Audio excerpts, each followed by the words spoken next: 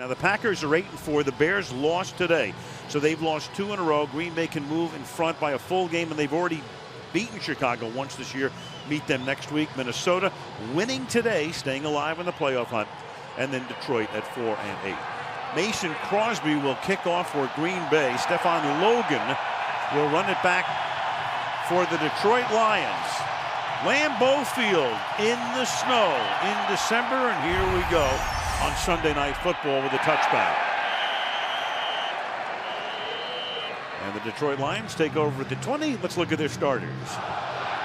Matthew Stafford, University of Georgia. Michael LaShore, Champaign-Urbana. Calvin Johnson, Georgia Tech. Chris Sturm, Georgia. Brandon Pettigrew, Oklahoma State. Tony Scheffler, Western Michigan University. Jeff Backus, Michigan. Rob Sims, The Ohio State University. Dominic Raiola, Nebraska. Stephen Peterman, LSU Tigers. Gosh DeSherilich, Boston College.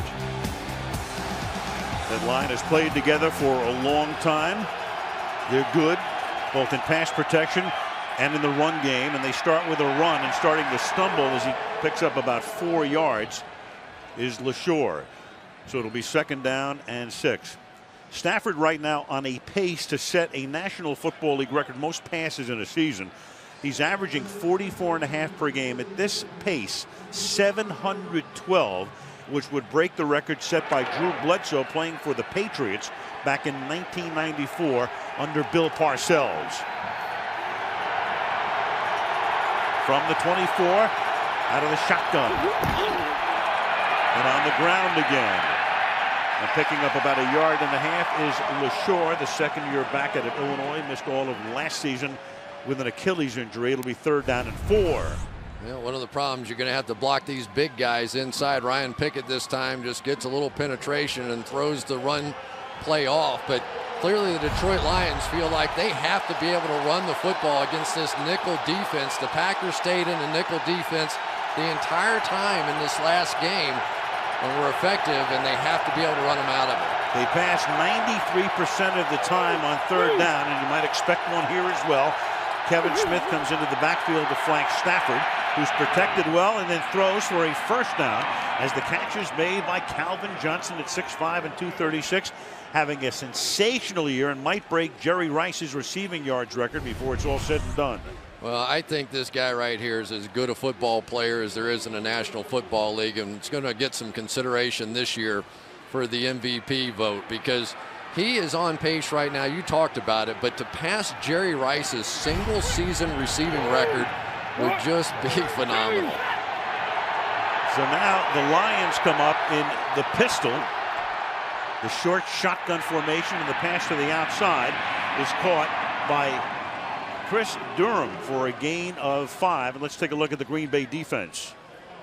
Ryan Pickett, Ohio State University. B.J. Raji, BC. Eric Walden, Middle Tennessee State. Brad Jones, Colorado. A.J. Hawk, The Ohio State University. Desmond Moses, Tulane University. Tremont Williams, Louisiana Tech. Morgan Burnett, Georgia Tech. M.D. Jennings, Arkansas State. Devon House, New Mexico State. Casey Hayward, Vanderbilt University. 2 big guys, of course, missing would be Matthews and Woodson. May have them back next week. On 2nd down and 6, here goes LaShore to the outside. And LaShore has a 1st down for the Lions at the 48-yard line, tackled by the safety, Morgan Burnett. Well, here's one of the ways they're going to try and help this running game. Right here is Riley Reif, who's the extra tackle. They bring him into the formation as a tight end. They wanted to do that in the last game, but due to injuries, really just couldn't get that done. So they're trying to go big on big here early, and it's working. At the 48-yard line.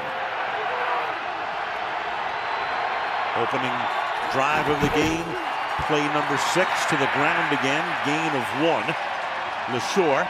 LaShore tearing his Achilles last year. Javid Best was supposed to be their number 1 back, and then he got hurt as well last year, and they had to go to Kevin Smith, who had been in effect retired. They lose Best again this year. Still hasn't recovered from the concussion syndrome. And LaShore is a guy who they know can play. Was suspended for the first couple of games this year, and now takes over as their primary back. Comes into the game averaging 3.8 yards per carry. 2nd and 9. Pressure on And a flag is thrown as the pass is caught by LaShore.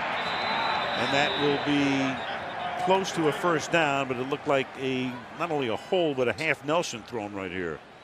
Yeah, but they had an offsides too. And what was interesting was I thought they... Offside. Defense number 54 in the neutral zone at the snap.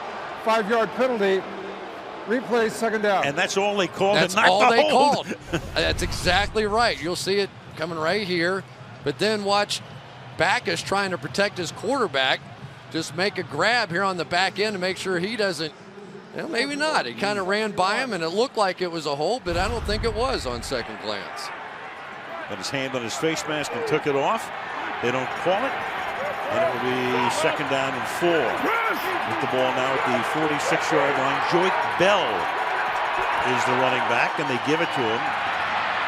Busted a 67-yarder last week against Indianapolis. Follows the pulling guard Peterman and picks up a first down. That's a gain of 11. So a very effective opening drive for the Lions. Yeah, and they're doing it running the football, which is fantastic for them. This Joik Bell is a guy that won the Harlan Hill Trophy for basically the Division II Heisman Trophy. He's not a real flashy guy, not a real fast guy, but all the big plays they've had running the football this year have come from Joik Bell, so he's going to get a shot tonight. Scott Linehan, head coach of the Rams a few years back, the offensive coordinator. 5 minutes into the game. Off the play fake. That buys a lot of time for Stafford. And then he wings one to Calvin Johnson. Flag is thrown, and Johnson is out of bounds at the 20-yard line. Well, there was a major collision that time involving Calvin Johnson. It looked like Johnson may have pushed off to get that open. And Correnti's crew will confer here. You got a flag down on the other side of the field at the 36. Both teams that will offset. Offside, defense number 54 was in the neutral zone at the snap. Pass interference, offense number 81. By rule, these penalties will offset. Replay, second down. So Johnson, offensive interference. It'll be first down. Yeah, and the Packers are one of the few teams that'll line up and play one-on-one against Calvin Johnson. And there you can see it was probably just a double move, and I don't know as much of a push it was. Williams was kind of in his way, but it gets called. But it's kind of refreshing almost to see a team with a cornerback like Tramon Williams where they're willing to take a shot one-on-one against Calvin Johnson. Burnett comes up to show blitz. Now they're going to toss it back to Mike Thomas. And Thomas with room inside the 20 to the 13-yard line. And Matthew Stafford gets into the action there, throwing a block along the way. 22 yards. This play goes nowhere, though, without the quarterback, number 9, Matthew Stafford, making a block. He looked like a pulling guard coming around on this one. One guy, one-on-one. How about that one? That works. You don't test for that at the combine. Fantastic. Takes care of Frank Zombo. That won't be fun to watch in the film room for the Packer defense this week. Or for Zombo. It'll be great fun for us on defense. Right. First down to the 13-yard line. Inside give, LaShore takes it to the 8-yard line. 8:40 to go in the quarter, opening drive of the game. You've got 7 runs, 2 passes. Mike McCarthy, been the Green Bay head coach since 2006, watching his defense right now, having all kinds of trouble stopping Detroit's opening salvo. 12-1 against the Lions is McCarthy.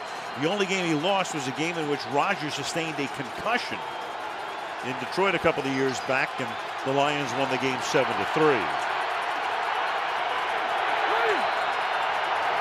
Into the backfield on 2nd and 5.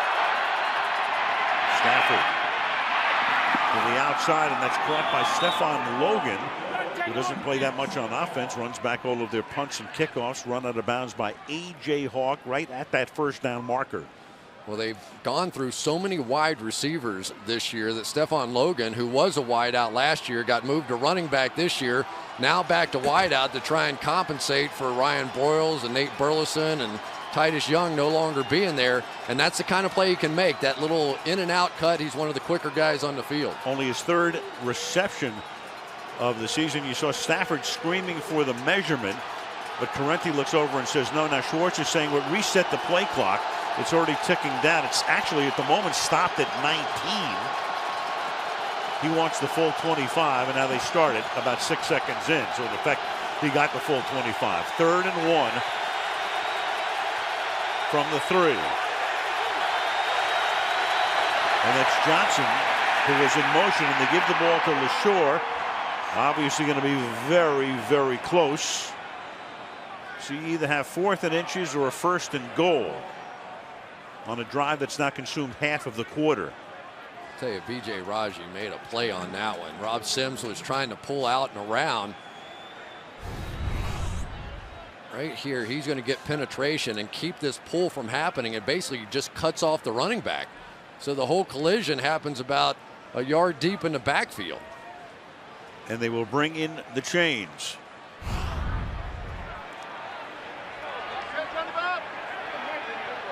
Now you got a decision. I go for it. What do you do? You know, you're the Detroit Lions. You haven't won here in 2 decades. I think you take a shot right here. Although historically this has not been a great running football team. And now the Packers have all their big guys in.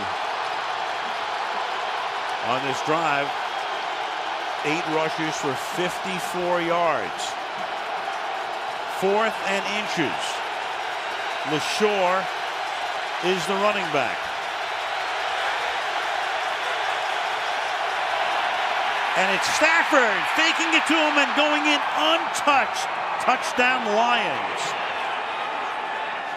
Matthew Stafford, who had that phenomenal game here last year, the last game of the season. Jim Schwartz salutes him on the way to the bench. 80 yards, 12 plays to take the lead. Well, here's why they didn't have enough defense to stop it. They've got 2 guys playing the kryptonite defense on Superman on the outside, so there's not that extra defensive safety in support, and Stafford walks in. Jason Hansen in his 21st year in the league, all with Detroit, so he's never won a game in Wisconsin. Boots it through. The extra point is good. 7:16 to go in the opening quarter. Lions very impressive on the opening drive, up 7-zip.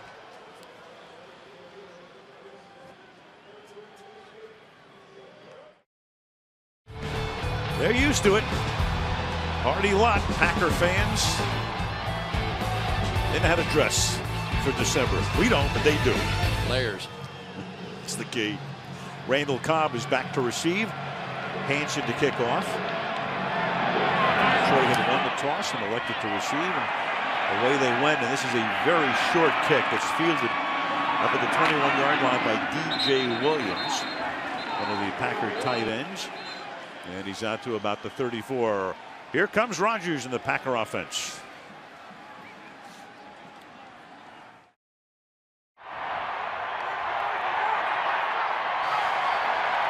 Packers from the 33 after Detroit had kicked the ball away from Cobb on the kickoff. Don't want him running it back in these slippery conditions, and that's Alex Green. Or actually, it's DeJuan Harris who takes the first carry of the game. Harris at 5'8", 203 out of Troy. So Green, the schedule started, but they give it to Harris, and off he goes for a first down. Well, DeJuan Harris, it's interesting. In the game last week, Mike McCarthy was saying I planned on fully getting him into the ball game, but it ended up being close. And as a coach, I just locked up. I decided not to do it. He said I might give him the first carry tonight just to get him involved. Pretty good idea. And he did. And it's a gain of 10. And here is Randall Cobb on the outside, and Cobb will take it to the 49-yard line. He's tackled there by Levy. Aaron Rodgers, take a look at his career at Lambeau in December and January in regular season games. 9-1, 25 touchdowns, 6 interceptions. So a guy from Northern California has had no trouble playing in the elements through the years. From the 49 on 2nd and 5.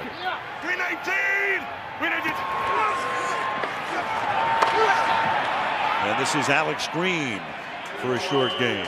So Alex Green, who takes over as the #1 back right now. Cedric Benson is hurt, so he is gone. They lost James Starks last week. Might get him back in postseason. Green played at Hawaii, 2nd year back. You saw Harris, who played at Jacksonville last year, getting his first carry as a Packer earlier. And they brought back Ryan Grant, and now they have John Kuhn in the backfield flanking Rodgers on 3rd and 2.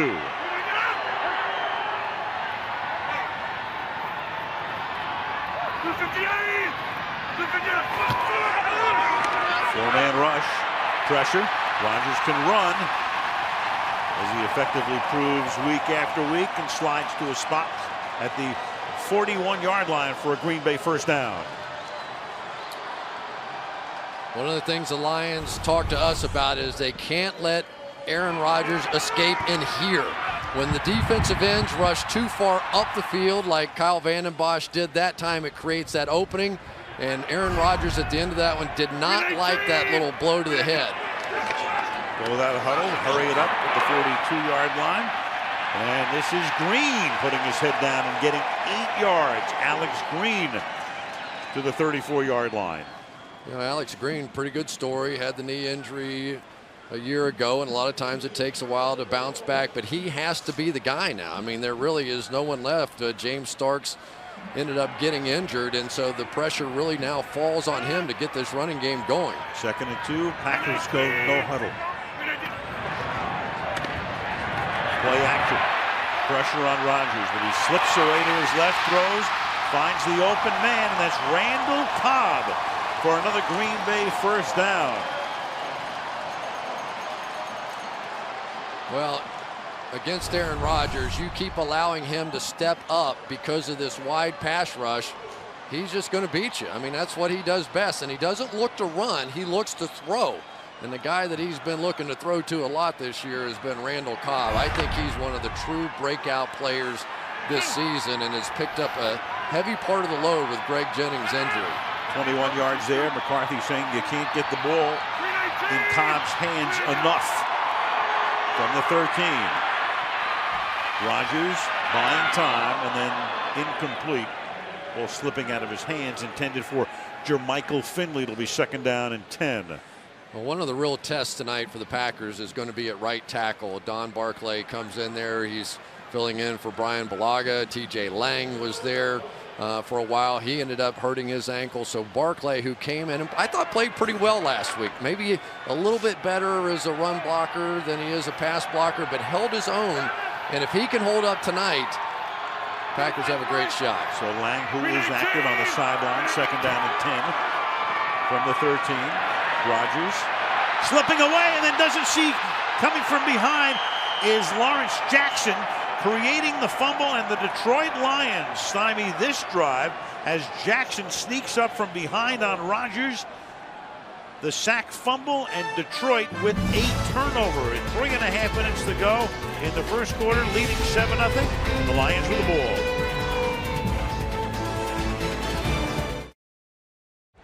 So there is Jackson, and the Lions, when you think about that line, you think of the key guys up front, including Averill and Sue, Vanden Bosch and Fairley, but Lawrence Jackson sees a lot of action as well. They rotate the guys in and out, and he creates the fumble.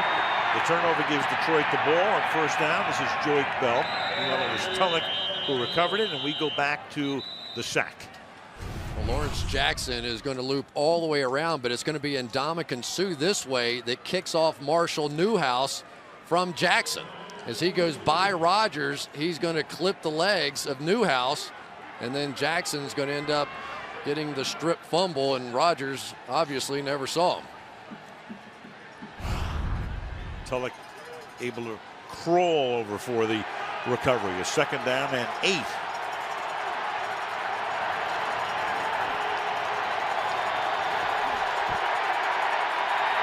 And Stafford to the outside. He goes, and that'll be caught by Scheffler for a 1st down. You know, Tony Scheffler really has stepped up and filled a huge void on this football team with all the wide receivers being down. He's essentially become their slot receiver, about a 4'6", 40 kind of guy and a big body. And really now that they've added Chris Durham into the mix as the other starting wide receiver, all these receivers stand at 6'5" or better on the field. Detroit's would-be 2nd, 3rd, and 4th receivers are injured. Of course, you've got Johnson, number 1. Here is Joik Bell. You've got Durham, who caught a ball on the first series, who played with Stafford at Georgia. Matthew Stafford, the #1 overall pick, and guy he's very happy to see in civvies tonight, right there. Clay Matthews nursing that hamstring, 3 straight Pro Bowl selections, but missing another game tonight, and hopes to be able to play next week when they go to Chicago. Charles Woodson may be back for that one as well. 2nd and 7. Again, the pistol formation as they hand the ball off to Bell. Bell slips a tackle and picks up a first down before he's ridden out of bounds by A.J. Hawk. Tell you what, this Joique Bell looks pretty good to me. You know, it's not all about 40-yard dash time when you're talking about a running back. Can you make people miss in small areas? And he has proven that he can consistently do that.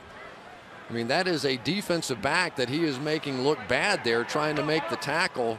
Devon House came up and really barely got a finger on him. So Joique Bell is making an impression early on here. Played his college football right there in Detroit at Wayne State. Flag is down, and the pass intended for Johnson. So it looks like Green Bay may have jumped. Get the call from Tony Correnti in a second.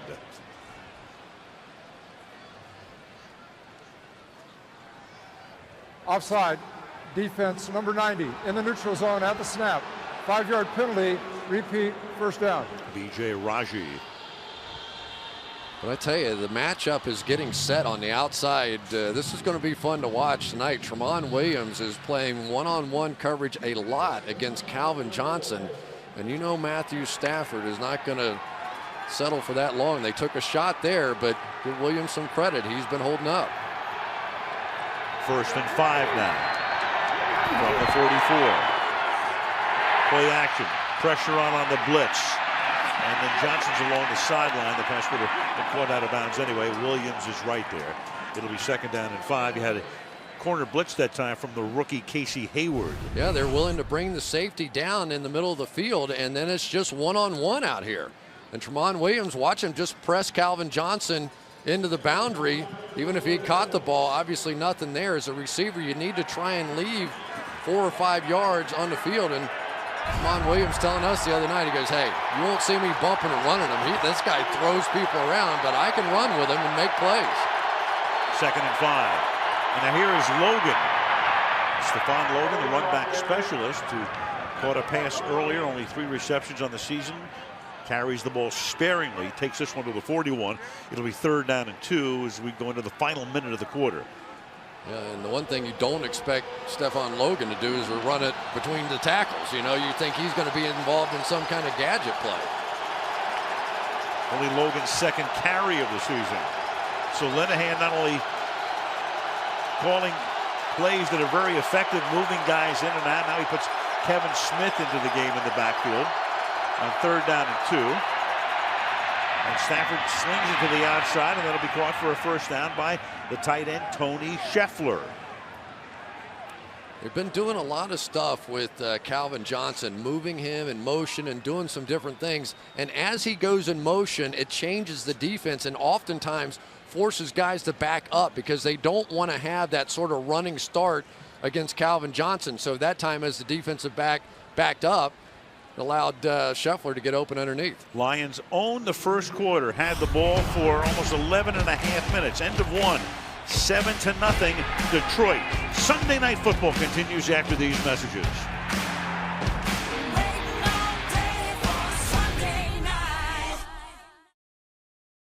Lambeau Field, Al Michaels, Chris Collinsworth, Michelle Tafoya. Detroit on top, 7-0, and they start from the 37 of Green Bay, 1st and 10. And the ball handed off to Joique Bell. And Bell gets tackled after he crosses the 35-yard line. I tell you, we were seeing the Lions run the football a little bit like Adrian Peterson and the Vikings did a week ago when Peterson had 210 yards in that game. Here comes Matthew Stafford, the quarterbacks, get his 2nd knockdown of the night. Blocking on the backside, so Stafford's out there just playing a little ball in the snow at Lambeau. Lions have already run 20 plays. and they've rushed for 82 yards. Stafford protected well, throwing, and a great one-handed catch is made at the 6-yard line by Durham, the 6'6", second-year guy out of Georgia, college roommate of Matthew Stafford in Athens. And they were driving down the road the other day and saying, can you imagine you and I are going to be at Lambeau Field playing in the snow, and you know Matthew Stafford would like nothing more than to get his college roommate going, and he's not going to feel even a little bit guilty throwing it to that big guy. 6'6", he makes plays like that. And there's Johnson on the other side. Jim Schwartz is right. He said he's like Collinsworth. Except he catches it. When you look right. On first down and goal now, this is Joique Bell taking it to the 3-yard line. 2nd and goal. I don't think Mike McCarthy can believe what's happening to him here. And this is the 2nd straight week. You know, I mean, it was 240 yards rushing. And because the Lions are able to get that running game going now, they're seeing these big receivers in just one-on-one situations. This is the kind of balance the Detroit Lions have dreamt about for a long time. 2nd and goal from the 3.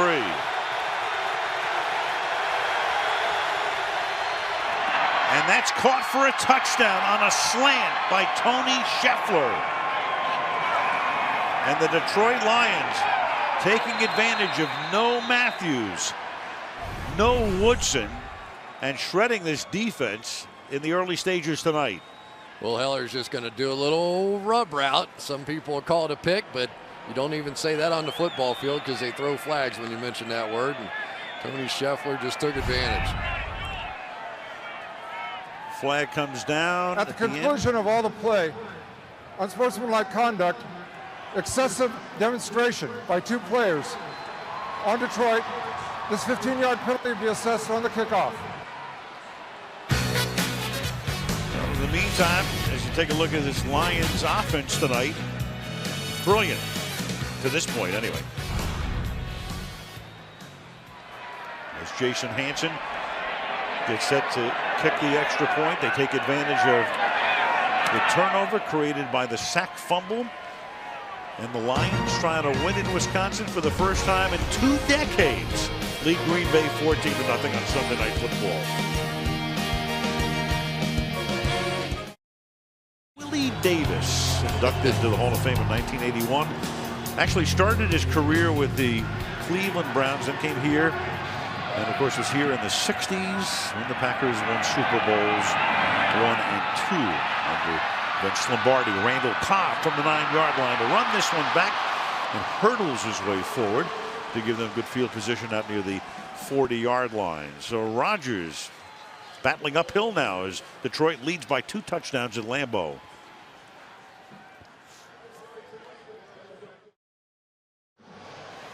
And the wind picking up at Lambeau Field on this Sunday night, the 9th of December. The Packers down 14-0 to the Detroit Lions, and they begin this drive from the 38-yard line, largest lead in Wisconsin since 1988. We say Wisconsin because the Packers used to play some games, including those against the Lions in Milwaukee years back. As Rodgers throws, and then is caught by Greg Jennings, who missed several weeks with an abdominal injury that required surgery, came back last week, and Greg Jennings with a reception here in the first down.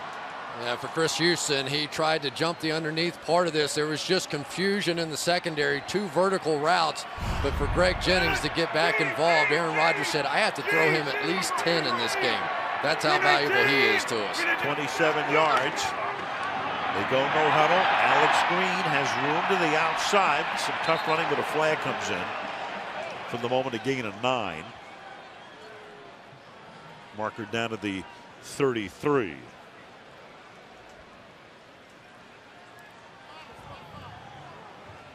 Tony this way.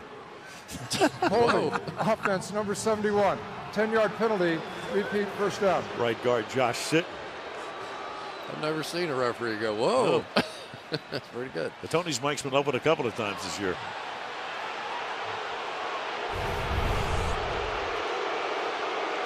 see if we can see it. Oh, they thought that he hooked his foot, but I don't think that he did. Nope. He got his arm out there. Josh Sitton's the guy pulling out and around this block right here, and it looked like he grabbed the foot, but I think if you saw another angle of that, it just sort of popped out and he fell down. You heard the crowd reaction as they saw it on the board. 1st and 18, and that's dropped. That's James Jones, 2nd down. Let's take a look at the Green Bay offense. Aaron Rodgers, California. Alex Glenn, Hawaii. Greg Jennings, Western Michigan University. James Jones, San Jose State. Randall Cobb, Kentucky. Jermichael Finley, the University of Texas. Marshall Newhouse, TCU. Evan Dietrich Smith, Salinas High. Jeff Saturday, the University of North Carolina. Josh Sitton, Central Florida. Don Barclay, West Virginia Mountaineers. And Chris talking about Barclay taking over, the undrafted free agent. Meanwhile, Jones just dropped his first pass of the season after he'd caught 44 on 2nd and 18. They run Green on a draw, and Green to the 31-yard line. Alex Green tackled by the safety Don Carey. That's a gain of 12, making it 3rd down and 6. And we talked about the Packers playing nickel. Look at this. Very few guys in here. Of course, it was long yardage situation, but the Packers are going to have to be willing to try and run the Lions out of that look a little bit as well. And so far they are. Both these teams, essentially, you see the 2 deep safeties in the middle of the field playing very cautiously on the back end, almost daring the other team to run the ball, and so far they are. So Rodgers, Tulloch in the split screen, 3rd down and 6. Run a stunt up front, and Rodgers gets away for the moment, and the pass is incomplete, leading John Kuhn coming out of the backfield. It'll be 4th down. And now you got a kicker in a slump in the snow, so do you bring him in and attempt about a 48-yard field goal? Dominican Sue that time getting some pressure. Josh Sitton got picked off. Looked like Rodgers had a chance to run for that 1st down, opted instead to sling it to the outside. Mason Crosby, and everything's been an adventure lately, including those he's made. He made a 30-yarder that hit an upright last week from 49 in the wind and in the snow, and Crosby's kick is good. The crowd praying right along with him. You can hear that crescendo build along the way. Packers get on the board. It's 14-3 in Green Bay.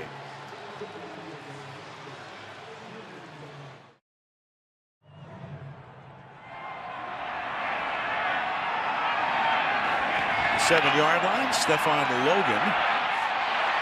And Logan going all the way across the field before he is wrestled down by Sam Shields.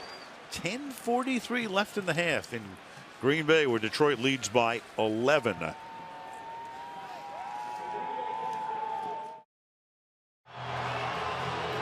Megatron Calvin Johnson on a pace to set an NFL record for receiving yards in a season. 1848. You go back to 1995 when Jerry Rice did it in San Francisco.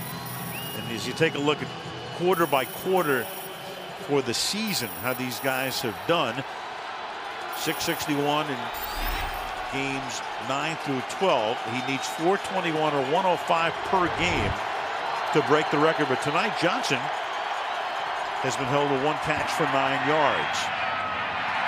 And this time over the middle, Will Heller, the tight end, to the 32-yard line. So what are they doing with Megatron tonight? Take a look. Well, they're actually a little double coverage to start the game, but for the most part tonight, for me, the story has been that they've taken a shot with Tramon Williams in one-on-one coverage, and he has not been burned. And you would think that would mean much better run defense, but that's the other story of this game, the way the Detroit Lions have run it so far. 15 rushes, just 9 passes, and that is not very Lion-like. Here's LaShore, and he will set up a 3rd and 1 from the 36-yard line. You know, it's so interesting to watch the Detroit Lions. What have they run it? Run the ball like 9 times, something like that, all year on 3rd down. This is a team that, on pace, you talked about it, record number of pass attempts this season. Just 7% runs on any kind of 3rd down. Well, let's see what they do here. They come up in the gun. You've got Kevin Smith flanking Stafford in the backfield. on 3rd and 1. And they stay true to form with a pass, and a sidearm pass is caught by Heller. And of course, everybody likes to break down Stafford and what he does and the different angles he throws it at. And sometimes you just need to go back to Don Drysdale and throw one sidearm. That's exactly what he did there. He said, you know, hey, I got a lot of bad guys coming after me. I can't always throw it with perfect form. That time it sort of whipped a little Kent Colby around the edge and got the first down. Underhanded. Less than 9 to go in the half. That snow picking up, the wind picking up as well at Lambeau. From the 39, out of the pistol. And Stafford breaks away, packs it in, and the ball comes out after he gets hit by Eric Walden. Was he down or not? There was no whistle. Who has it is the question, and was he down will be the next question. Yeah, but when he starts to slide is when the play is supposed to be over. Second down. They're going to say he's down by contact, so there's no fumble. Starts to slide, the play is over. Right there. That play is down. That's a good call by the officials. That's what they do to protect these quarterbacks, because otherwise he could slide for an additional 4 or 5 yards on a night like this. So where he starts to slide, he declares himself down. The officials got it right. Big break for the Lions. Yep. 2nd down and 4 with the ball at the 45-yard line. Hey, those visors need some windshield wipers out there tonight. It's kind of fun to watch a defensive lineman, but for some of the receivers, like a Calvin Johnson who wears that visor, it can be an issue. Well, the play clock ran out, and Schwartz says to the officiating crew, wait a second, restart the play clock, so a timeout is taken.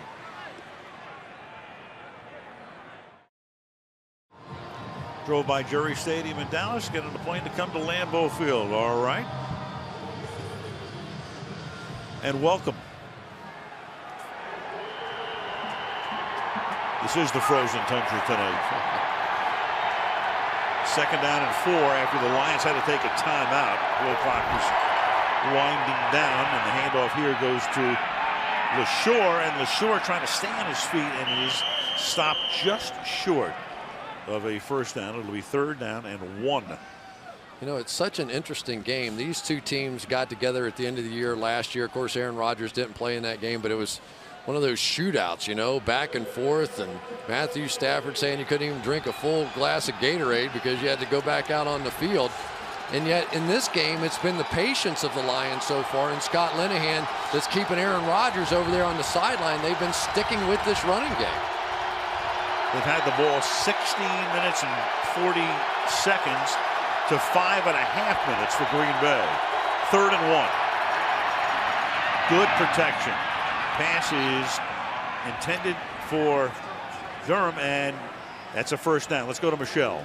Well, Al, you called this field a frozen tundra, but not so much. I mean, part of the reason the snow isn't accumulating on the field is because there's a network of pipes. Here's the control room that controls the liquid under those pipes or inside those pipes. That liquid includes antifreeze. And before the game as well, up until about 2 hours before kickoff, they had this dome. This tarp turns into a dome, so much heat being pumped in. It was 60 degrees inside that dome, Al. Michelle, take a look at that field, too, how green it is in December. And how it used to be when you think about it. And the ball slips out of Stafford's hands, and the ball is loose, and it's picked up by the Packers by Mike Daniels, and that is the all-time Christmas gift touchdown.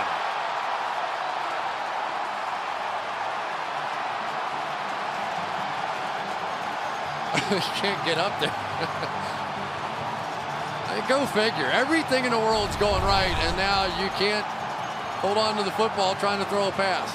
And then a defensive lineman, a reserve, the guy, a backup, comes in and goes 43 yards with it. Stafford, a guy who's used to handling the ball, mishandles it twice. And a defensive lineman who never handles the ball picks it up cleanly and scores.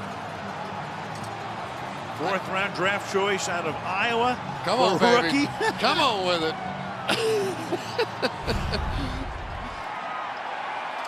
I'm going to suggest that's going to be his career highlight, even if he's in the league for 15 years. He's going to claim a 40-inch vertical on that one. Mason Crosby for the point after. What a turn of events. 6:15 to the half. 14-10 Detroit.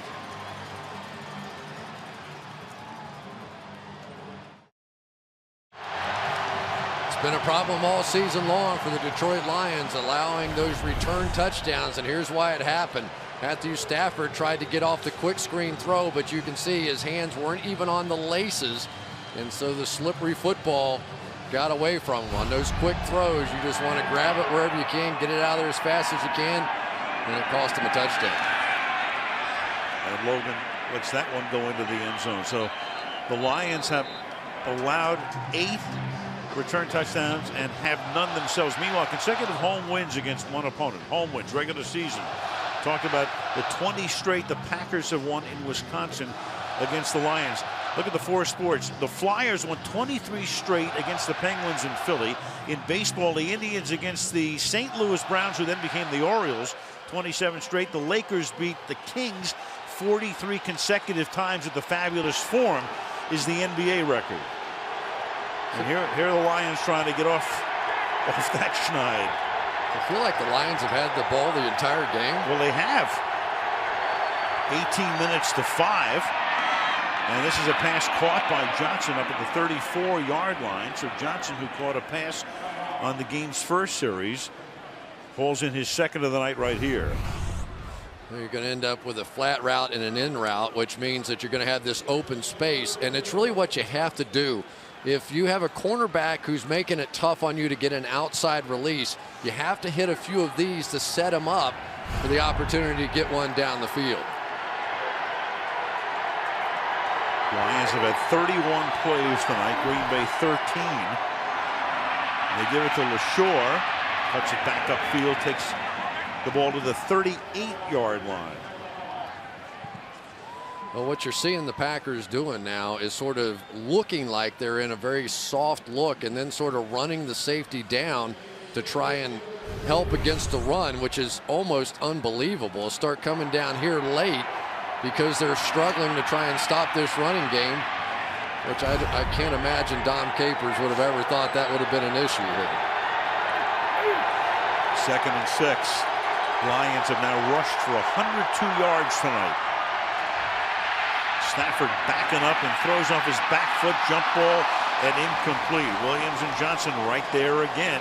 Tremont Williams at 5'11", and Johnson at 6'5", and Williams gives away about 45 pounds as well. Well, you don't have to see the safety come down again, which means now one-on-one, and you don't have to watch much Lions tape at all to understand the minute Matthew Stafford sees one-on-one coverage on the outside with Calvin Johnson, no matter who's covering him, he's throwing it. But so far, the MVP of this game for the Packers has been that guy right there, Tremont Williams. He has handled Calvin Johnson down the field. 3rd and 6. Blitz coming, and over the middle and wide open is Joique Bell.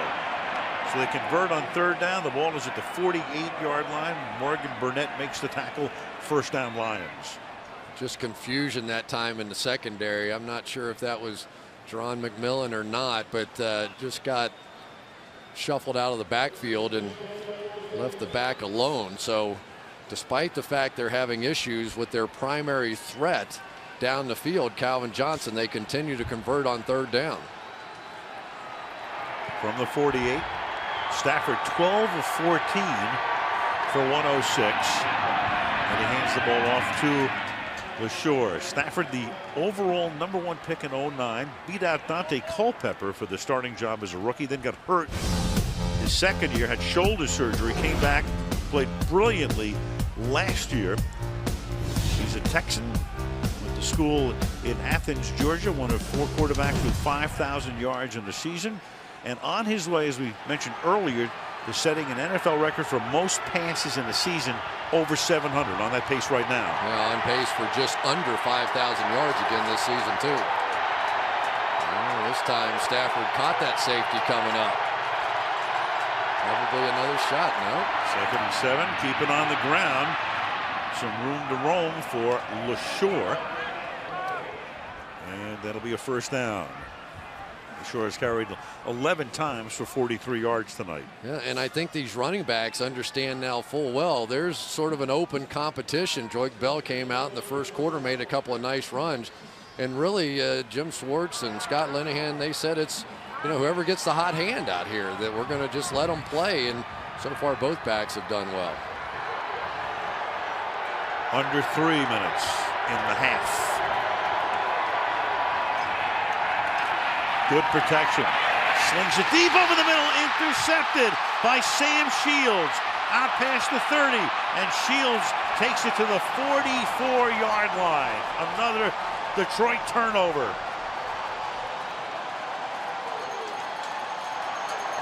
Well, that time his buddy got him. I think this is Chris Durham. Out here's where it's going to happen.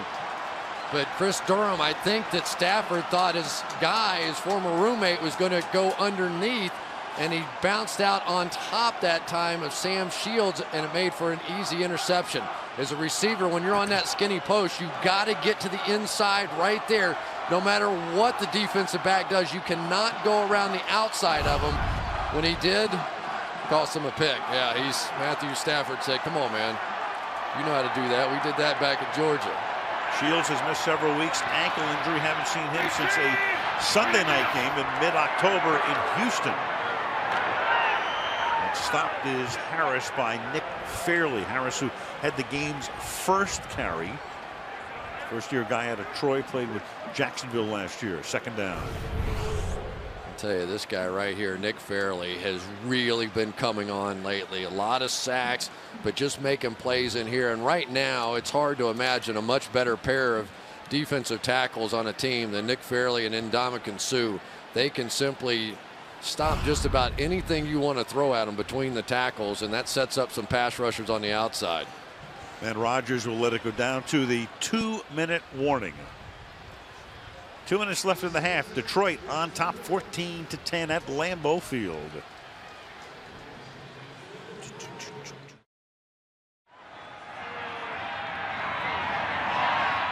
Randall Cobb has nowhere to go on a 2nd and long. Stopped there by Tulloch, and it will be 3rd and long before Green Bay.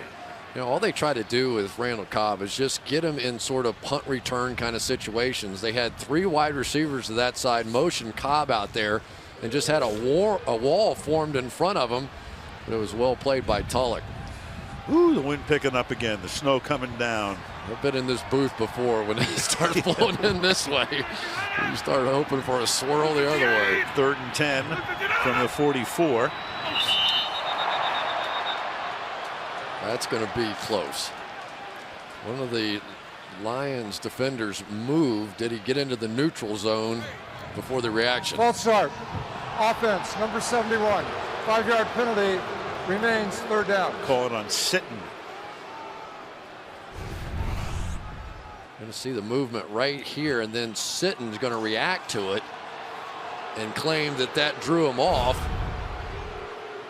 The officials weren't buying it. I tell you, Aaron Rodgers with his snap count almost won the game by himself last week. Got Minnesota to jump offside so much, but the Lions have been working on it all week long, and they've been one of the big culprits in that penalty all season.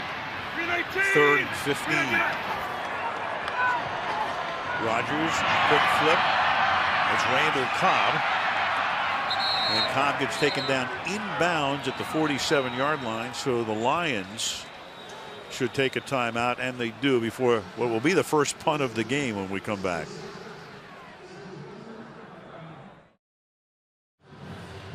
Tim Mastay having a very good year. This is the first punt for either team tonight. Logan is back at his own 10-yard line. Detroit gets the ball. They have 1 timeout. And Logan's going to let it go, and it goes into the end zone. So Stafford will take over at the 20-yard line with less than a minute.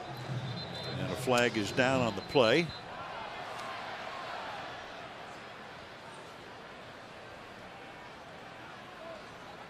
Has nothing to do with the line of scrimmage, where it was 4th and 8. And Tony Correnti will tell During the us. kick, holding receiving team number 27. This penalty be enforced after the touchback. 10 yards, 1st down.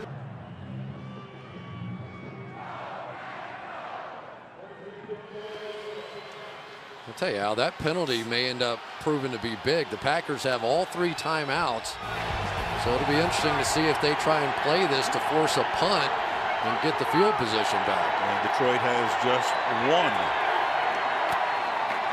And on the ground, this is Bell. So let's see, do the Packers want to take it right here? I think they are. And they do. You're exactly right. Timeout, Green Bay. Lions are 72 points in the last 2 minutes of either half. Of all teams tied with the Raiders for most points in the NFL this year. 2nd down and 7 now at the 13-yard line. They just raise up and throw one quickly to the outside here. Nope. Instead, they keep it on the ground, and that's going to let Green Bay call another timeout as Joyke Bell gets taken down. And it's 3rd down and 5 when we come back.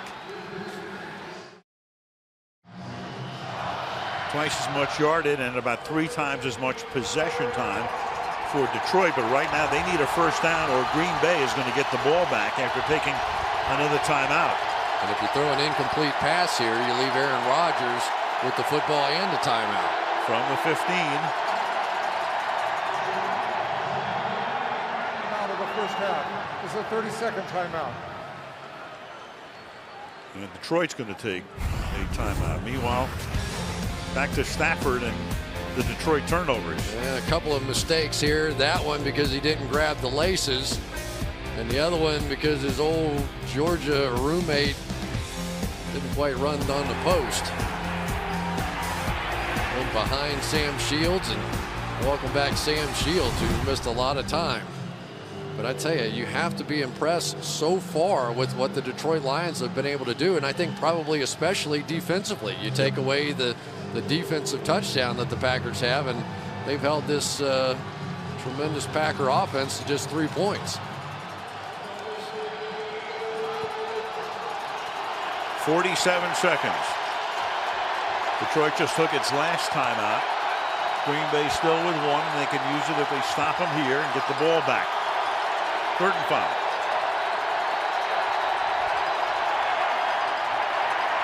And Stafford throws, and they are able to convert to Calvin Johnson.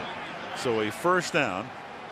And now do they want to hurry it up or just take that 4-point lead into the locker room, and the way they're huddling up, that's what they're going to do. Oh, yeah, that was a big 1st down, and here's the battle we've been watching all night long, and finally Calvin Johnson is going to get the better of it. See how well he comes back to the football, really drives back. Otherwise, Williams would have had a chance to knock that one out. There's a lot of the little things. Over his last 16 games, over 2,000 yards receiving, which is unheard of. And this is the way the half will end, with Detroit really dominating, having the ball more than 22 minutes, leading by a mile in yardage, but those 2 turnovers have made it close. Packers get the 2nd half kickoff. Al Michaels, Chris Collinsworth, Michelle Tafoya. Sunday Night Football, Week 14. Green Bay will get the ball to start the 2nd half, down by 4. Mason Hansen sends it down to Cobb, who collects it at the 1-yard line and then fakes the handoff and takes it out to the 26-yard line, and we check in with Michelle. Al, I just spoke with Mike McCarthy about the fact that the Packers have only run 16 offensive plays, and he told me that he said to his team, look, throw the stats out the window. We only trail by 4. We are 30 minutes away from 9 wins. On the flip side, the Lions dominated the time of possession, but Jim Schwartz was emphatic that they have to take care of the football and take advantage of the opportunities when they have them, Al. Thank you, Michelle, who's originally from Southern California but lives in Minnesota, so doing combat duty tonight as we sit up here in our heated booth. In a minute, speaking. From the 26-yard line, 1st down. And Rodgers throws, and that's caught on the outside by Jones for a 1st down. And the stats that McCarthy wanted to throw away: rushing yards, all Detroit. Twice as many passing yards. Time of possession about 3-1. Detroit turning the ball over twice, both big. Green Bay turning it over once, and that was big in the red zone. Little shovel pass, and the ball is loose after Green comes up with it, and then falling on it is Don Barkley, the rookie tackle. Yeah, it's kind of an interesting play because ordinarily you say if you drop a shovel pass, it's just incomplete. But I think he catches this, goes down, nobody touches him, but then he probably would have been touched down at that point, even if they had to go back and review it. Sue is the man on top of him. Ball back at the 33, second and 14. And that pass is caught by Jermichael Finley. Tackled by Justin Durant. Up and down season for Jermichael Finley, but of late he's back in the good graces of Aaron Rodgers. Well, a few comments said, but he had a bit of a shoulder injury and sort of fell off. 6 catches in the game last week, and he has really slowly played himself back into a major role with this offense after being hurt for a while. 3rd and 6, there's a flag. And Rodgers going deep downfield and adjusting, but then dropping it is Cobb. Well, we've got flags everywhere, but you can just bet whenever Aaron Rodgers gets a guy to jump off sides, he's throwing it deep because he gets a free play. And Cobb just flat out dropped that one. 3 flags. There are 2 fouls, both against the defense. Offside, defense number 98. This penalty is declined. Personal foul, roughing the passer. Defense took 2 steps and intentionally shoved the quarterback into the ground. 15-yard penalty, automatic first down. First foul was on Fairley. He didn't announce who the second one was on. We can figure it out here in a second. And it's Sue. Well, they take 1-2, and Ndamukong Suh wasn't even thinking about it, but he got pointed out. I think that's Mike McCarthy there. He's going to say, thank you for the 15 yards. And Ndamukong Suh admittedly told us last night, he said, hey, I go on the field, I don't care if you're my best friend, I flipped the switch, we're playing. Cost him 15 there, though. From the 44. And this is Finley. And with Sue, he gets involved in so many situations, especially on Thanksgiving Day the last 2 years, and gets fined and all that. But he just had 1 encroachment penalty this season, period. That's his first personal foul and only 2nd penalty of the year. But people remember him stomping on Evan Dietrich Smith on that Thanksgiving Day game. And really, there are a lot of offensive players who think he crosses the line. And the kick to the groin of Matt Schaub on Thanksgiving this year. Here's Alex Green to the 33-yard line. Of course, Ndamukong Suh said that one was not on purpose, and hard to say what intent is on plays like that. I don't know, is he Bruce Lee? Is he able to sling away from the guy and blindly kick the quarterback in the groin? I don't know. Maybe so. No penalty but a fine on that play. First down at the 33-yard line. And this is Cobb looking for a block, and Cobb is taken out of bounds. Randall Cobb broke in with a bang last year in the first game of the season against the Saints with a long return for a touchdown on a kickoff, 108 yards, number 2 draft choice out of Kentucky in 2011. And the guy who was, we said every time we've had this team, Mike McCarthy says, I can't get the ball to him enough. 2nd and 4. And Rodgers, after pump faking, throwing that one away. James Jones, the intended receiver. Jonte Green covering on the play. It'll be 3rd and 4. And we talked about the pass rush of the Lions coming into this game, but the pace that Aaron Rodgers has kept in this football game sort of wears down this defensive line. It doesn't give Ndamukong Suh and Nick Fairley and some of those guys a chance to catch their breath. So the pass rush and the field conditions slowing them down a bit. 3rd and 4.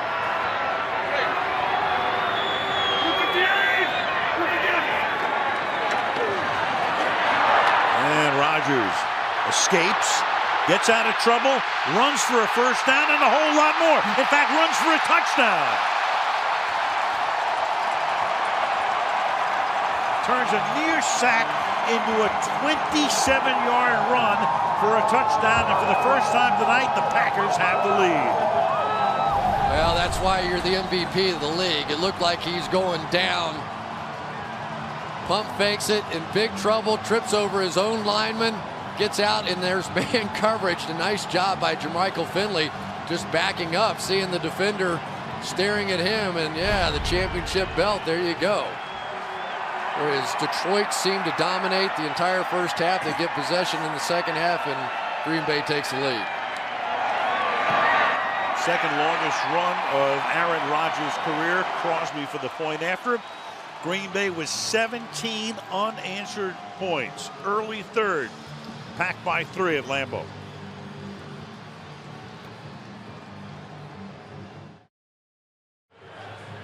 Aaron Rodgers took over for Brett Favre in the 2008 season.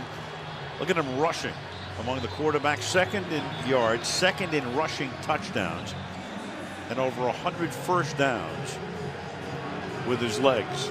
And here he goes here from a near sack to a touchdown, and Green Bay leads for the first time in the game. You know, but maybe this year, more importantly, has been his escapability and keeping plays alive. We talk about it with Roethlisberger all the time, but with all the change in their offensive line, that has been a major factor for the Packers. This is Logan from the goal line. And slips down at the 28-yard line. Well, Tramon Williams in the first half, he didn't shut out Calvin Johnson by any means, but he took away the big play, and he just kept battling. Didn't try to take him on at the line of scrimmage, willing to back off. But when the ball was in the air, more often than not, it was Tramon Williams in the right spot. A couple of underneath balls. Calvin Johnson, 3 catches for 31 yards. But if you're the Packers and Dom Capers, you're thrilled with those numbers. See if he can keep it going here in the second half. Beautiful numbers right there if you're a defensive back going against maybe the best receiver in the league. And this is Mike Thomas taking the handoff. And it's a short gain. Gain of a couple out to the 30-yard line. Gain to 3. It'll be second down and 7.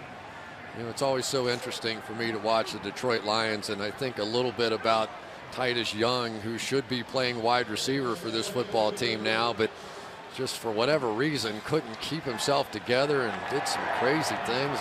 Apparently lined up intentionally in the wrong spot, trying to get passes thrown to him. Basically, I don't know, sent home for a while to think about it. But what a great situation this is, playing opposite of Calvin Johnson and playing with Matthew Stafford. You're right. You wonder, what is it? Immaturity, jealousy?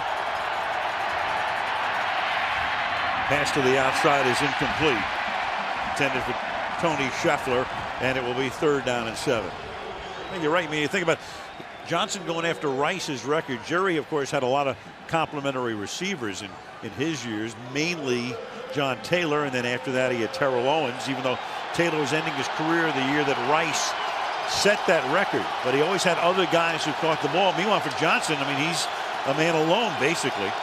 You know, they try to use these tight ends, although I've got to say Brandon Pettigrew's been pretty quiet here so far in this one, too. Third and 7. And the pass, and that is Johnson, and he pays the price, but he signals a first down. You also have a flag at the 50-yard line. And here's Correnti again. Looks like he picked up another one as well. You know, it's interesting. Morgan Burnett looked like he was going to go for the interception, and by going for the interception, his helmet may have come in contact, but I don't think in any way there was any intent. Not that that matters in the game anymore, but pretty tough on these DBs anymore.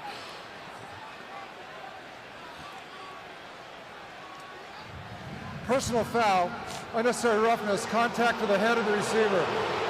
Number 15-yard penalty, automatic first down.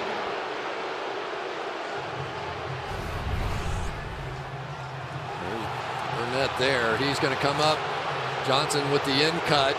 And you're going to see for Burnett, it looked like the ball is coming right to him. He's breaking up to try and get it, and Stafford did one of those little sidearm slings in there.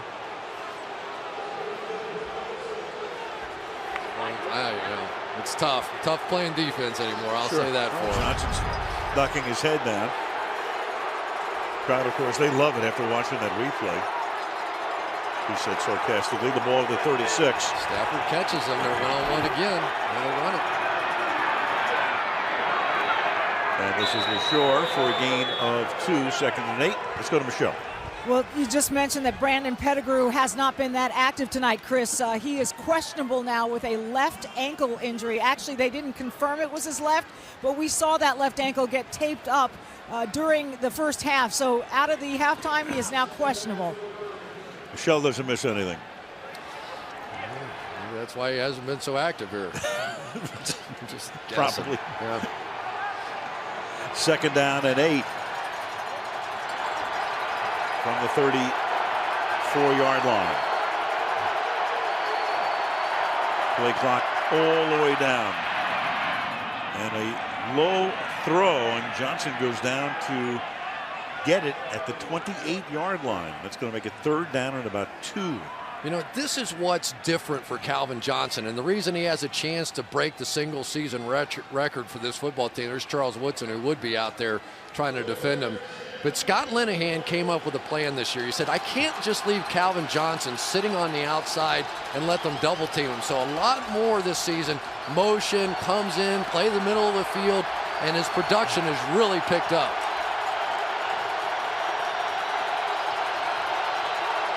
Five catches, 56 yards for Johnson. And that pass is thrown behind Johnson, who starts to slip down. Incomplete. It'll be 4th and 2. I don't know if the footing's starting to become a little bit of a problem or not. They get the in cut this time going, and Calvin just sort of slipped down just before the ball, maybe thrown, you're right, just a little bit behind him and able to reach back. There's Jason Hansen, who's never won in Wisconsin, and he's 42 years old. 42 years old. He spent his entire career with Detroit. 46-yard attempt to tie the game. And it is good. Hansen, as well as ever, kicking as well as ever at 42. We're knotted at 17.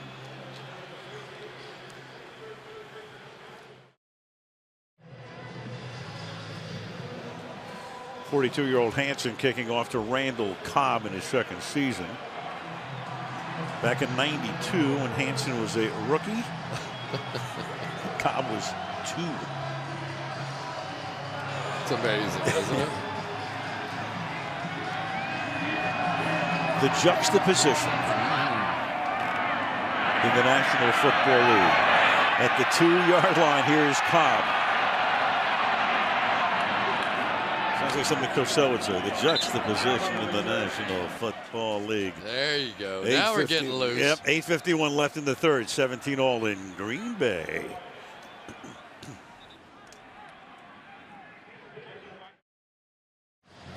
Live look outside Lambeau Field right now, looking down Lombardi Avenue. And let's go to Michelle. Well, Al, there are tributes to Vince Lombardi scattered all over Green Bay, Wisconsin, and one was recently added just over the summer when renovations were made to this stadium. Now, if you look at the graphic below me, you can see that it's about 9:20 local time. But now look at this live shot of the new clock tower just outside, and it faces Lambeau Avenue. It's 9:35. Because it's set to Lombardi time. Lombardi, known for demanding his players arrive 15 minutes early to everything. So team president Mark Murphy decided the new clock should be set to Lombardi time. And Murphy told me he contacted former Packers Jerry Kramer and Willie Davis, who confirmed that to Lombardi, on time meant exactly 15 minutes early. But Al, the clock was put up 5 months ago, and next to no one has noticed its symbolism. It's amazing. People must drive by and think it's broken. But even a broken clock is right twice a day, but not that one. Alex Green, gain of 1 here. You know, Tom Coughlin looks like an old softy next to Vince Lombardi. Right. It was 5 minutes ahead of time for him, and people with the Giants went crazy. So there you go, a little insight into Vince Lombardi. When Tom sees this, he'll set it 15 in front. 20. Every time we sit down with Coughlin, that watch is always 5 minutes ahead. Yep. 2nd down and 9, the ball at the 25-yard line. And Rodgers slings it away. 3rd and 9.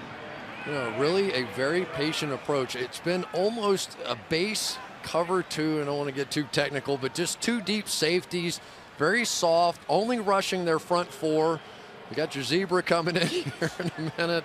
But they're just essentially taking away the big play from Aaron Rodgers. And it's not just the Detroit Lions that have done this year. There's Gunther Cunningham, the defensive coordinator, just trying to make sure that they don't get that big shot down the field and force this Packers offense to move slowly. 3rd and 9. Rodgers stepping up, throws, caught, 40-yard line, 1st down, big conversion. James Jones making the catch on a 3rd down and 9, the gain of 15. Well, first of all, we'll start with the safeties on the back end. Look how deep these guys are, and then you're going to see that step up in here again. Rodgers just has a knack for being able to find that way with his eyes still down the field. You can see he doesn't look down at the pass rush, but somehow he just sort of feels where that gap is, and wherever it is, once he steps up, more often than not, somebody's in trouble. Sometimes he runs for a touchdown like he did before. From the 42. Green. And Green across the 50-yard line. And that should be a 1st down. Gets tripped up by Ricardo Silva. Well, they're doing a pretty good job inside. We talked about Don Barclay right here is going to come down on Ndamukong Suh. Doesn't devastate him by any means whatsoever. Maybe even held him a little bit. But that is been a good sign inside, and that's Jarrett Boykin on the outside. This is turning into a running game, or at least a balanced game for the Green Bay Packers. Packers go no huddle, but not hurry up here from the 48-yard line. Pass caught on the outside by Boykin, and that's a 4-yard gain to the 44-yard line, tackled by Levy. You know, Al, I really think the Green Bay Packers have a chance to go on a bit of a run. You know, we've talked about it a little bit already, but when Clay Matthews gets back, they really don't have that pass rush presence. They don't do a lot of the exotic looks in the back end with Charles Woodson when he's in there. And now they're starting to get a little running game going with guys like Don Barclay in there as well. A lot of similarities to what they did 2 years ago. Inside handoff, and there's Levy, who's playing very well this season. Tulloch is there as well, stopping Alex Green. No gain. Well, that time Tulloch just went unblocked. There he is right here. And Jermichael Finley got DeAndre Levy, kinda. And Tulloch, who came over as a free agent along with Justin Durant. Al and those guys were out there with their shirts off and pregame running around. Oh, man. Can you imagine? No. 3rd and 6. And Rodgers throws, and that pass is incomplete. But you did that when you played in the 59 below wind chill game, right? Yeah, right. Well, there's another one. That body's not quite as good as the we saw out there on the field. When I woke up the morning of the Freeze Bowl game, wind chill 59 below zero, the guy on the clock radio said, it's 11 below zero, the wind's blowing 35 miles an hour, wind chill 59 below. Whatever you do, don't let your dog outside today. Thinking this dog's not going anywhere. Nasty. And it's fair caught by Logan. Levy, a kid from Milwaukee, he's used to this weather. Amazing. Crazy.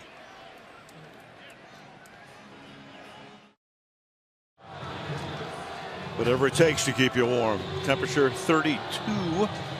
It's snowing since about 9:30 this morning. I've never seen a hat looking at me before.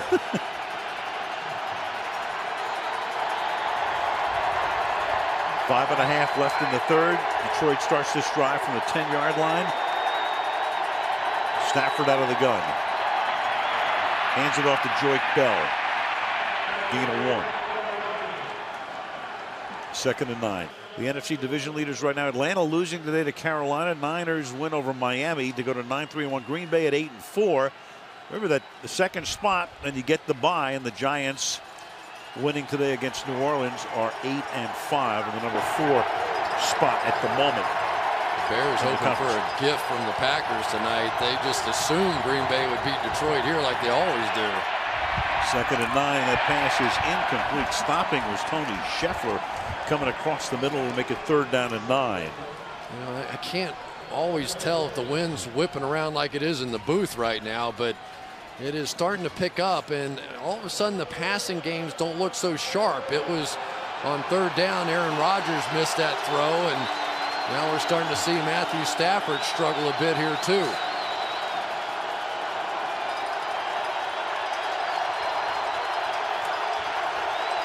Seven of 8 on third down. That play clock at 6. Snaps it at 2. And the pass is incomplete. Intended for Durham. It'll be 4th down. Well, that's really the missing piece of the puzzle right now for Matthew Stafford. Can he find that other receiver? And they're trying Durham in this game. Really haven't given him much of a chance to go up. He made that one diving catch early, but he's a 6'6" guy, and I thought they would just throw the ball up in the air to him a little bit more than what they have. Nick Harris, this is his first punt of the night. They should wind up with pretty good field position here. Fair catch is called for right at the 50 by Randall Cobb. That's where the Packers take it. The game tied late third.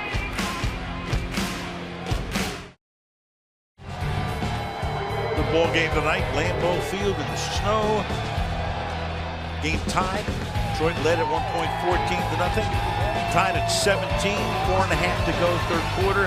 Packers start this drive from the 50-yard line.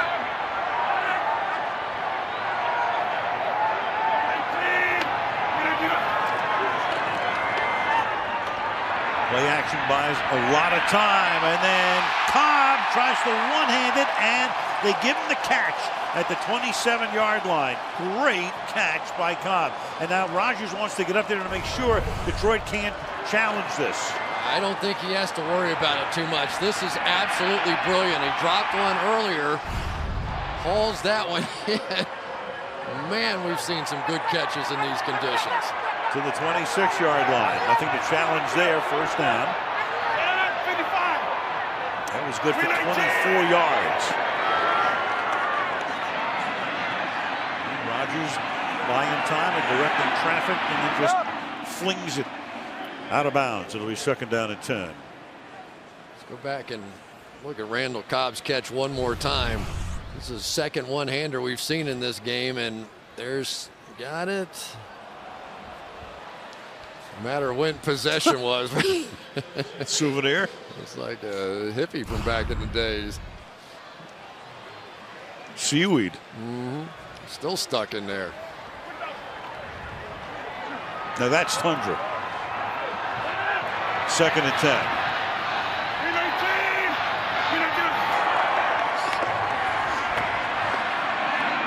And that pass is incomplete. Try to get it to Green. 3rd and 10.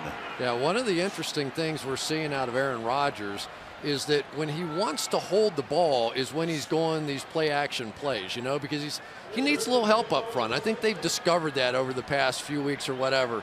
But when he's willing to get the ball out of his hands quickly, then he'll go ahead and go drop back. But right now the Lions are doing a pretty good job of taking away that first look, and it's forcing Aaron to scramble out. 3rd and 10.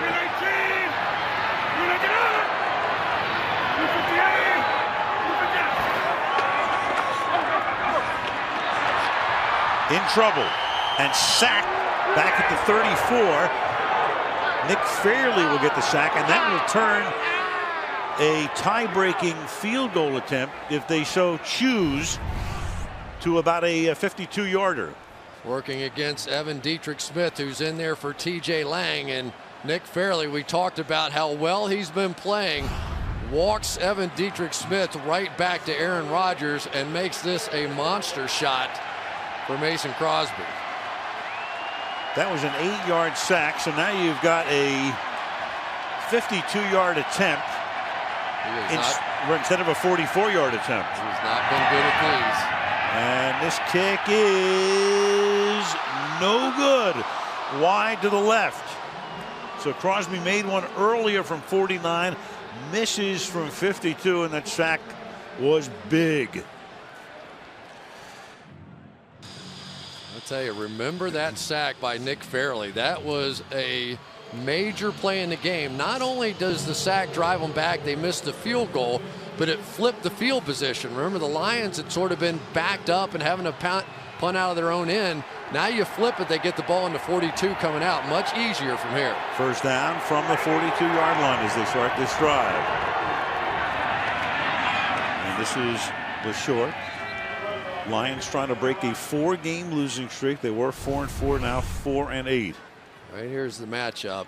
And really, he just is going to do the old bull rush and walk him right back into Aaron Rodgers. There's no move involved, and it was really the backside of Evan Dietrich Smith that ends up making the sack.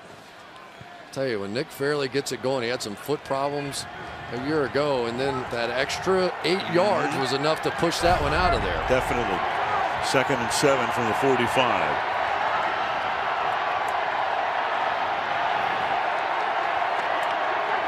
And again on the inside, the handoff and some tough running here by the LaShore. Flag. Pretty busy night for Correnti's crew. Holding, offense, number 67. 10-yard penalty, repeat, 2nd down. It's the left guard. That's Rob Sims with a hold. Well, one thing they liked about Tony Correnti's staff, I don't think Rob Sims is quite buying into that one, was that he was a disciplined guy and wasn't going to let this thing get out of hand. Let's take a look right here. Blocks down Daniels. Yeah, a little grab of the pad, and I tell you, it's sometimes it's easier to see the little holds than it is the big holds. I see that shoulder pad being lifted up. We got you. 2nd and 17.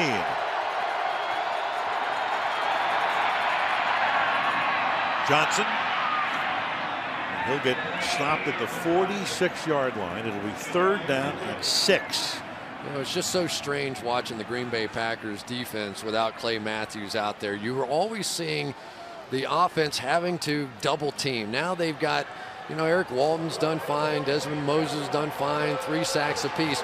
But there's not that star player on the field right now that draws the double teams. And that's what creates the one-on-one matchups for everybody else.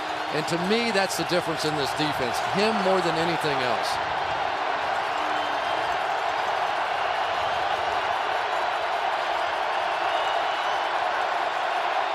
Snap it at 1 on 3rd and 6. Caught. 1st down and more for Joik Bell.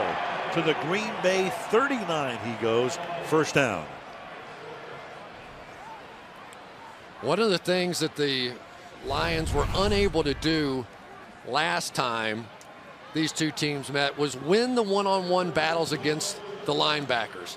So many teams now playing that 2-man coverage where it's man-to-man on everybody underneath and then 2 deep safeties helping over the top. But Joik Bell has not only run the ball well, that is a huge 3rd down conversion in the passing game. It turned off the sound machine here at Lambeau Field. Final minute, 3rd quarter. Johnson makes the catch. Tackled by Morgan Burnett. Gain of about 6. Well, you start getting down inside the 40-yard line, and Dom Capers is going to start dialing up some blitzes now. They brought it all off the edge this time. Here they come. Nice read by Stafford. It was to his open side. Get it to Calvin Johnson. You'll take 6 yards on 1st down. To the 34-yard line. Dom Capers, the defensive coordinator. 2nd down and 5 with the ball at the 34. LaShore. That's going to take us to the end of the 3rd quarter. 3rd and 3 when we come back to start the 4th. End of 3 at Lambeau. Detroit 17, Green Bay 17. And Sunday night football from Green Bay back after these messages. Big game in the NFC North for the Green Bay Packers, and the Chicago Bears have a lot of interest in this one as well. The game's tied at 17. It's 3rd and 4 at the 33-yard line for the Detroit Lions, who've been very proficient tonight on 3rd and 4th down. 9 of 12 overall converting. Can they do it again? And it's almost picked off. No flag here.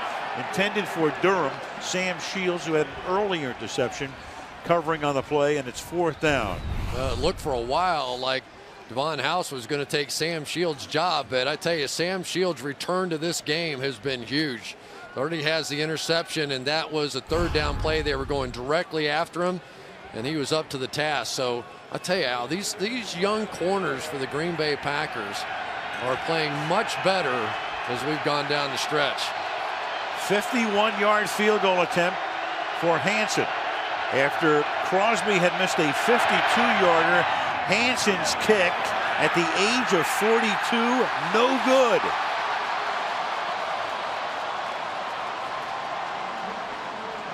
Just short. Well, he had been 2 for 2 over 50 yards and over 50% in his career, but a lot of those kicks in the dome in these conditions, not quite. And that gives Green Bay good field position. Flips it right back. You know, now we were talking about, do you take that one and punt it away and try and let your defense continue to play the way that they were? Instead, they try for it and now flip the field position right back. Second week of December, so much at stake, not only in the division, but you begin to think about those playoff seedings right now overall in each of the conferences. Yeah, and playing for home field here in Lambeau, a lot of teams cheering against the Packers would prefer not to come here in January and play. But the Giants don't mind it. They don't mind at all, no. They've handled it in the past. First down with the ball at the 41-yard line. And here's Green for the Chicago Bears, who lost today at Minnesota. Another big day for Adrian Peterson. If Green Bay wins, Chicago's is a game back, plus they've already lost to them, and they meet next week, meaning if Green Bay wins tonight and goes into Chicago, wins next week, they'd win the division. Minnesota's still in there. And Detroit just the role of spoiler right now after getting to the playoffs last year and losing a wild card game to the Saints. I tell you, with Adrian Peterson's ability to run the football come bad weather time, he's going to have some edges. 2nd and 4. Here's Green.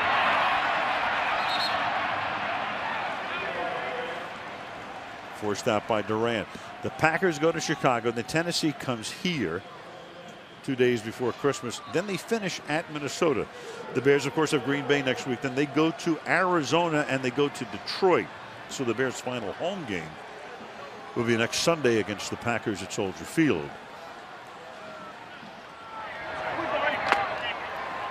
3rd and 2.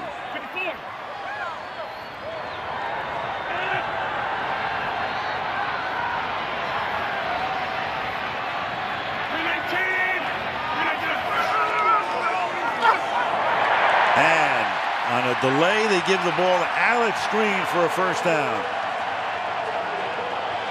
Green doing a nice job tonight. 2nd year back, University of Hawaii, 11 carries, 58 yards. Well, when Ndamukong Suh decides to take the outside path, they rip it back inside of him. Just a 4-man rush that time, and Aaron Rodgers, that's just a nice audible at the line of scrimmage. He saw they stayed in the nickel defense, and great quarterbacks learn. Nothing wrong with handing it off in that situation occasionally. Makes them play it differently. Some of the full backfield here. They give the ball to Green to the outside. He goes, and Green picks up 9 yards. That Green Bay running, so reminiscent of what happened in 2010. They had Brandon Jackson. They lost him. They got James Starks coming at the end of the year. He led them through postseason play, and they're going to have that same sort of dynamic this year. I'll tell you, this Don Barclay has not backed off at all now. He's a little feisty, maybe gets a little whole bit of a situation there, but one thing we've noticed about him, and the players confirmed it for us, he doesn't back down. This was not too big for him, and if he can play right tackle, opens up putting TJ Lang back at left guard, and they get pretty solid. And the crowd just saw that Ryan Grant has come back, and Ryan Grant on his first carry as he rejoins the Packers takes it to the 20-yard line. So this Lambeau crowd, they loved Grant when he was here, didn't sign him this year, picks up 13 yards, just get him back this week, want to use him in a role where he kind of spells Green a little bit, and Starks is hurt. So Ryan Grant, a very popular guy here in Green Bay, and they salute him as he comes in and now goes out again. Yeah, he won't need one of those jackets. He's warm now. I tell you, the thing that he could be for this team is the closer. You know, the guy that at the end of the game, he's a heavy runner, tough guy to tackle, and defenses get tired. Now DeJuan Harris is in there, and he slips down and gets back up because he wasn't touched and is able to take the ball to the 14-yard line. So they've got Harris, they've got Green, they've got Grant. We talked about the fact Cedric Benson was their #1 guy, but he's hurt. And Starks got hurt, and they hope to have him back in postseason. So it's a little mix and match, as it was in 2010 at the end at running back. Yeah, but now, you know, there is a strong running side on this football team with Barclay, who's a good run blocker, Josh Sitton, probably their best run blocker up front. And I think that you're starting to see McCarthy, especially in these kinds of conditions, being willing to go to it now in key situations in the game. 2nd and 4. Here's Harris. Harris! Touchdown, Green Bay.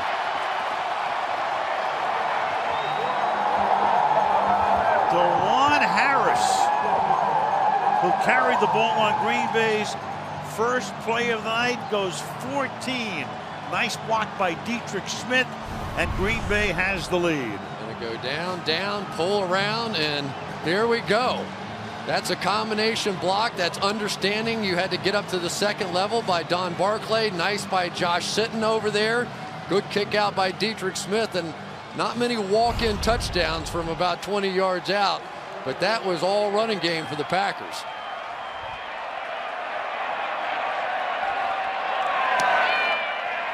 Extra point by Crosby. Well, Detroit dominated early, especially on the ground, but all of a sudden now Green Bay has 142 rushing yards and a 7-point lead with 10:45 left.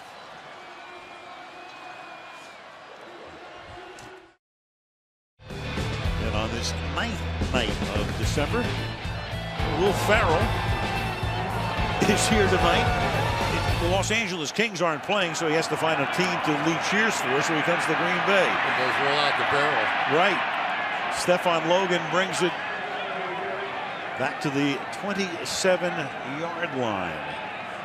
Lead the crowd in a rendition of Roll Out the Barrel. 24-17 Green Bay.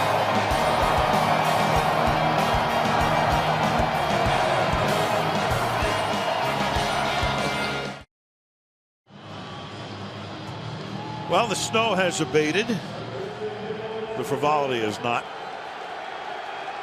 Lambeau Field in Green Bay. Detroit down by 7 now at the 27-yard line. Beginning this drive.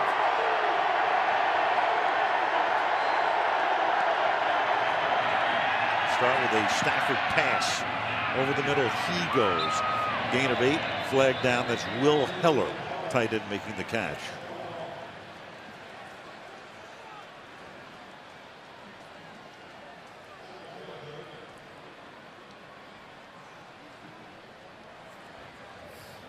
Illegal use of the hands to the face, defense number 90.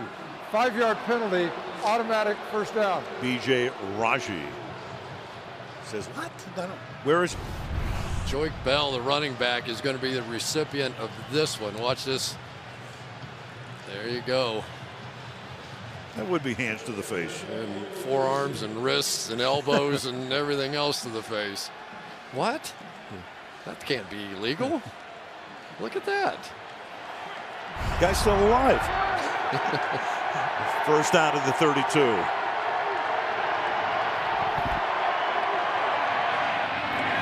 Into the outside, and that's Heller making the catch again. For a gain of about 7 yards. Talked about that 20-game home winning streak against the Lions. Regular season since '92. Only 3 guys have quarterbacked the Packers over that time. Of course, Favre, Rodgers, and we'll tell you about Flynn in a second. The Lions have had 12 starting quarterbacks in that 2-decade run. Last year, when Rodgers was rested because the Packers had already secured the bye going into the playoffs, they gave the starting job to Matt Flynn that night. He made a fortune with a phenomenal day. Got a big contract in Seattle, and where is he? He's back on the bench again because of Russell Wilson. Here's Bell taking it to the 41-yard line. Don't you think they found a little something here in Joique Bell? I mean, you know, this guy has, to me, it's more about lateral quickness as a running back, because The holes are very rarely where you think they're going to be, so you have to make those little jump cuts and moves. He showed what he could do in the passing game. I'll tell you, I think it could be a factor for this team. Jim Schwartz has watched LaShore doing most of the heavy lifting of late. The Bells come along, so they would have low in the night. 3rd and 1. Now they hand the ball off to Bell, and he's going to move the chains. First down at the 43-yard line. Well, for this defensive line, they are going to have to do some heavy lifting in here because they continue to try and just let Pickett and Raji inside take control. But again, without a Clay Matthews, you don't see the X factor. You don't, you know, they would loop him around and they would stun him and they do a couple crazy things. And, you know, now it's a little bit more of a basic approach.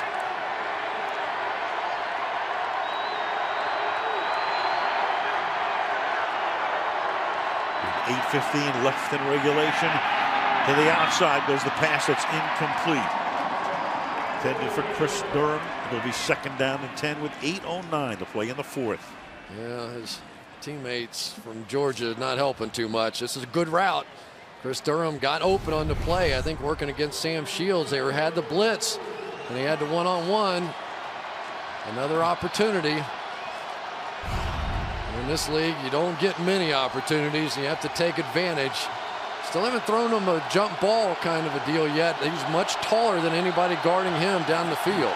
6'6", 216 pounds is Durham. 2nd and 10. Back to the ground. And Bell gets stuffed after a short game. Big 3rd and 8 coming up. It's a really nice play inside by A.J. Hawk that time, the leading tackler for the Green Bay Packers. They've been through so many inside linebackers this season. Desmond Bishop hurt, D.J. Smith. So it's really fallen on A.J. Hawk to have to fill in and be that run stuffer. Leading tackler, he's done a good job. 3rd and 8.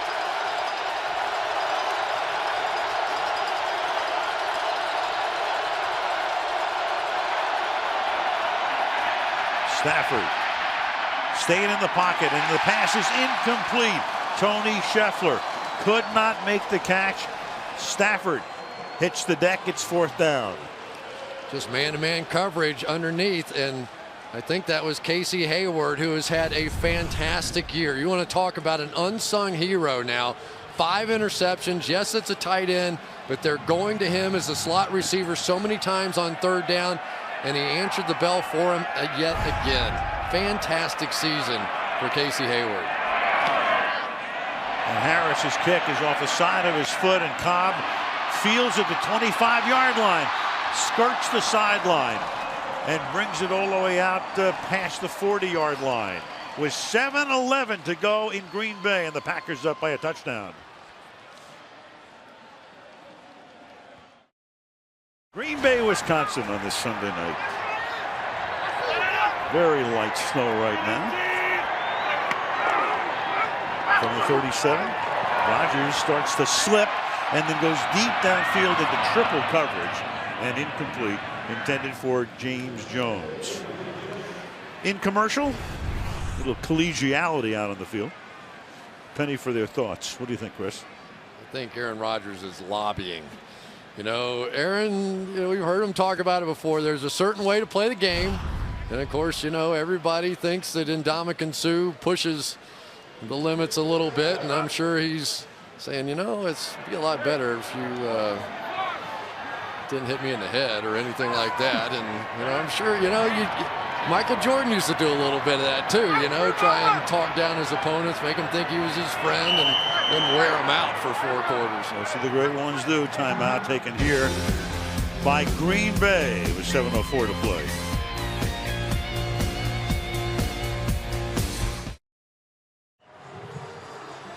A lot of streaks in play. One of those would be Rodgers, a touchdown pass in each of his last 35 home games. That's over 4 years worth. Dan Marino, the record at 39. He's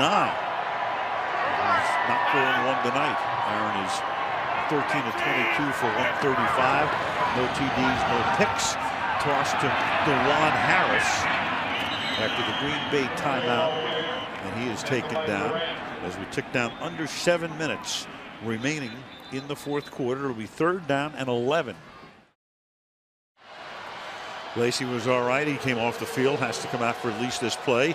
Tale of two halves in the rushing game there. Detroit in the first half 117. Green Bay here in the second half 99. And now it's 3rd down and 11 for Green Bay. Detroit with just 3 defensive linemen on the field. And they really showed it. They didn't even make a late substitution. They showed it and gave Rodgers a chance to think about this one. 3rd and 11. 3-man rush. 8 back. Rodgers stepping up. Throws on the run. Caught inside the 50. Randall Cobb takes it to the 28-yard line. So they couldn't get any pressure on Rodgers. Buys time, finds Cobb, and they convert a 3rd and 11 for 36 yards. Great quarterbacks understand against a 3-man rush, zone defenses break down if you can buy time back there. That's exactly what Aaron Rodgers did. He just moved around until Cobb could find himself open. And I guarantee you, Rodgers, with all that time to think about it, because they showed it so early, had that in mind. He said, you're going to rush 3, I'm going to buy a little time and burn you. It's a great point. They stood out there with the same 11, 3 linemen, 8 guys back, and timeout here with 5.5. You started to say before we went to the commercial break, do you remember back in 2010? And you were going to say what? I was talking about James Starks as soon as we went to commercial. You go, yeah, I remember James Starks. You finished the thought for me. But the point is that now this is the 2nd game in a row where they've been around 150 yards rushing. And Starks in that Super Bowl run, you know, they weren't much of a running team then either. All of a sudden got the running game going, and they ultimately had the balance. And so this is a team that you just wonder if they could get on that same kind of a run offensively, running the ball here as we head for the playoffs. And they did it in 2010 with a lot of key injuries, as was the case this year. Now they're going to get Matthews back maybe next week. They're going to get Woodson back maybe next week. They got Shields back tonight. Randall Cobb thrown through 7 times with 7 catches. And along the way, a lot of the young guys have gotten a lot of great experience. No question about it. I think that's a great point, especially in the secondary. You know, forever it had been Charles Woodson just running the show on the back end. Well, now they couldn't do that anymore. You know, M.D. Jennings, Morgan Burnett had to do it. We were talking to Tremont Williams about that a little bit yesterday. And he said, we make so many calls on the back end. The problem last year was we weren't getting any reaction from the guys. We're communicating to linebackers. They weren't saying anything back, so we blew some coverages, and they gave up big plays all year. They've really cleaned that up this season. 2nd and 9. And Rodgers now milking the clock. And this is Harris. So the Packers here, they are retooling, able to withstand injuries. I mean, Ted Thompson's really done a great job with his team, and Mike McCarthy as well since '06. One thing about the Packers, they believe in homegrown guys. 45 of the 53 guys on the Green Bay roster, there is Ted Thompson, have only played for Green Bay in the NFL. Meanwhile, Detroit, only 24 of their 53, which would be the lowest in the league, have played only for the Lions. Well, I think Lions fans would agree they didn't want to keep a lot of that 0-16 crowd around there either. So good point. They had a little turnover they needed to do. 3rd and 7. Rodgers taking that play clock all the way to 0, and then throws too high, intended for Greg Jennings. So that'll make it 4th down and 7. But if Crosby can convert, it will be a 2-possession lead with a little more than 4 minutes to play. Aaron Rodgers took another pretty good shot that time. I think it was fairly, again, I couldn't exactly tell on the field. But the Detroit Lions are not shy about, well, they say play to the echo of the whistle. Well, that time, the echo of the whistle was in Aaron Rodgers' ears. 41-yard attempt for Crosby. He's made from 49, missed from 52, and this one is good. Crosby connects, and Green Bay goes up by 10 with 4 to play.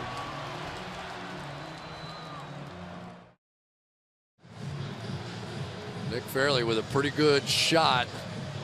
at the end of that play on Aaron Rodgers, and you're going to see him. And this is pretty well after the fact. Ball out, and now grab him up underneath the chin and throw him back. Almost injured Don Barclay, which would have been a disaster. But Aaron Rodgers said, you know, you play these guys, that's just part of it. And a lot of these Packers feel like this rivalry is more intense than any other team in their division because of the way the Lions play. Right.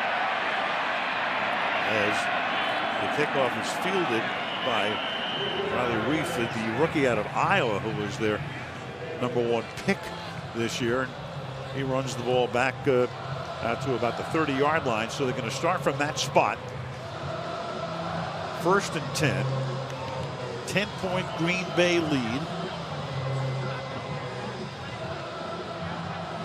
You know, Josh Sitton, the offensive lineman, was telling us there's a line between playing hard and playing dirty, and the Detroit Lions walk the line. Let's give them the benefit of the doubt. They walk the line. But if I had a football team, I'd want them to walk the line too.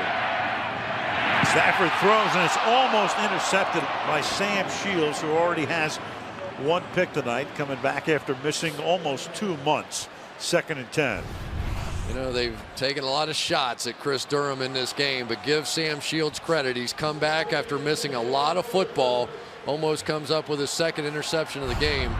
And you go right down the list. M.D. Jennings with a pick 6 that won the first Lions game. Morgan Burnett with 2 huge interceptions last week. This young secondary is growing up. Stafford on 2nd and 10 has it deflected, incomplete. Mike Daniels was the deflector. Of course, Mike Daniels has already had in his rookie season his all-time career highlight tonight on that gift touchdown. Oh, Lambeau leap.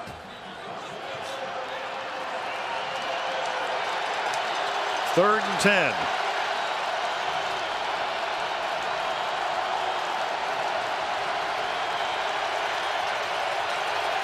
And the crowd knows they can almost salt it away here unless Detroit considers this to be a 4th-down situation, which they well could. First things first, though, on 3rd and 10. And that pass will be caught, so that'll render that move by Calvin Johnson, who pays the price, who gets banged out of bounds at the 43-yard line. 1st down, Detroit.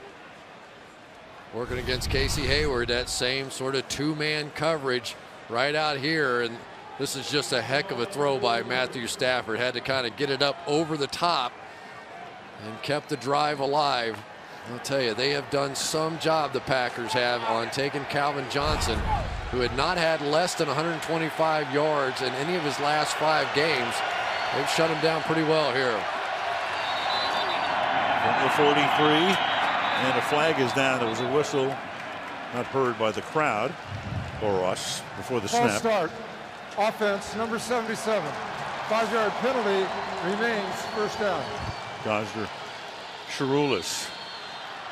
Johnson tonight going over the 1,500-yard mark in consecutive years, so he joins Andre Johnson of the Texans and Marvin Harrison as the only guys to accomplish that in NFL history.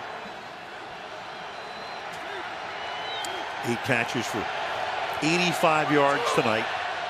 94 for the season, 94 catches, and on a pace to break Jerry Rice's yardage mark. And that is caught by Bell, who gets upended at the 42-yard line by Casey Hayward. Now, once again, though, Joique Bell getting open, beating the linebacker Brad Jones, which is a good sign for Jim Schwartz, but too little too late unless they can pick up the pace here.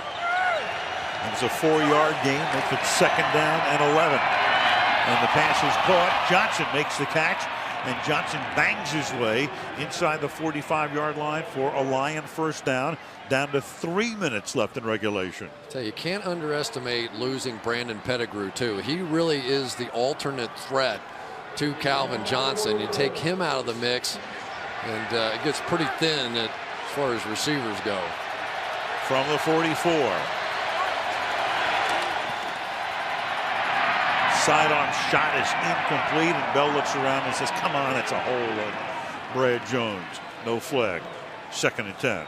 Well, Brad Jones has seen enough of Joique Bell coming out of the backfield and probably did get a little grab. This is the toughest thing, I think, one of the toughest things in football. Right here's the matchup.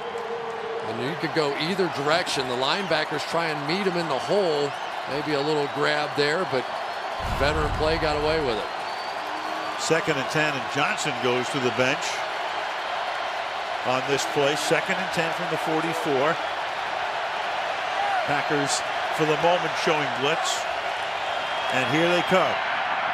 And again, a sidearm fling is almost picked off this time by the rookie Hayward. 3rd and 10. You know, Matthew Stafford, he gets away with a lot of these, but watch this throw. It's just a little flip, and because of the weird arm angle, I think sometimes he's an accurate thrower, but you get a little too crazy. You just have to have that angle off a bit, and all of a sudden it goes behind the receiver, and really it could have been interception number 6 for Casey Hayward. 3rd and 10. Johnson back in. 2.5 to go. To the outside, and that is incomplete. Intended for Tony Scheffler, and that's Hayward right there again, the rookie 2nd rounder out of Vanderbilt. 4th down. Stafford took a shot there, but here is one of the bright young players in the game today. This Casey Hayward has made plays all season, and you think about who he's replacing. Charles Woodson, boy, that was a big shot from Worthy, I think it was. It was. Ball game. Stafford was trying to walk it off. Regroups. Play clock at 5. 4th and 10. And Stafford over the middle, and it is picked off at the 19-yard line. And it's Jerron McMillan. And they say he was down at the 19 at that spot. So he will get the interception. Hardly matters here, an incompletion. Basically the same thing as the Green Bay Packers hold and take over with a 10-point lead. Watch the throwing angle. Again, well behind the receiver going across the field. Tried to hit Scheffler and just sort of threw a hanging curveball in the middle. Of course, you got to force it down the field at that point. It's one of these weird things where every turnover gets reviewed. And if this gets reviewed and they take the interception away, it helps them. It actually helps Green Bay in terms of the yardage. Yeah, and I think it's going to be incomplete. I think the Packers are going to get the benefit of the yardage back, too. Right. Technically, it's a turnover, even though in either case, you're going to give the ball back. So they'll look at it upstairs. And if they rule incomplete, then Green Bay will get the ball farther upfield. They're starting to get a little feeling going here in Green Bay. Yes, I think this crowd's starting to say, you know what? We're starting to feel this a little bit. Such a weird deal. A very weird deal here. Because if they rule it's incomplete, instead of the 18-yard line, the ball was at the 44.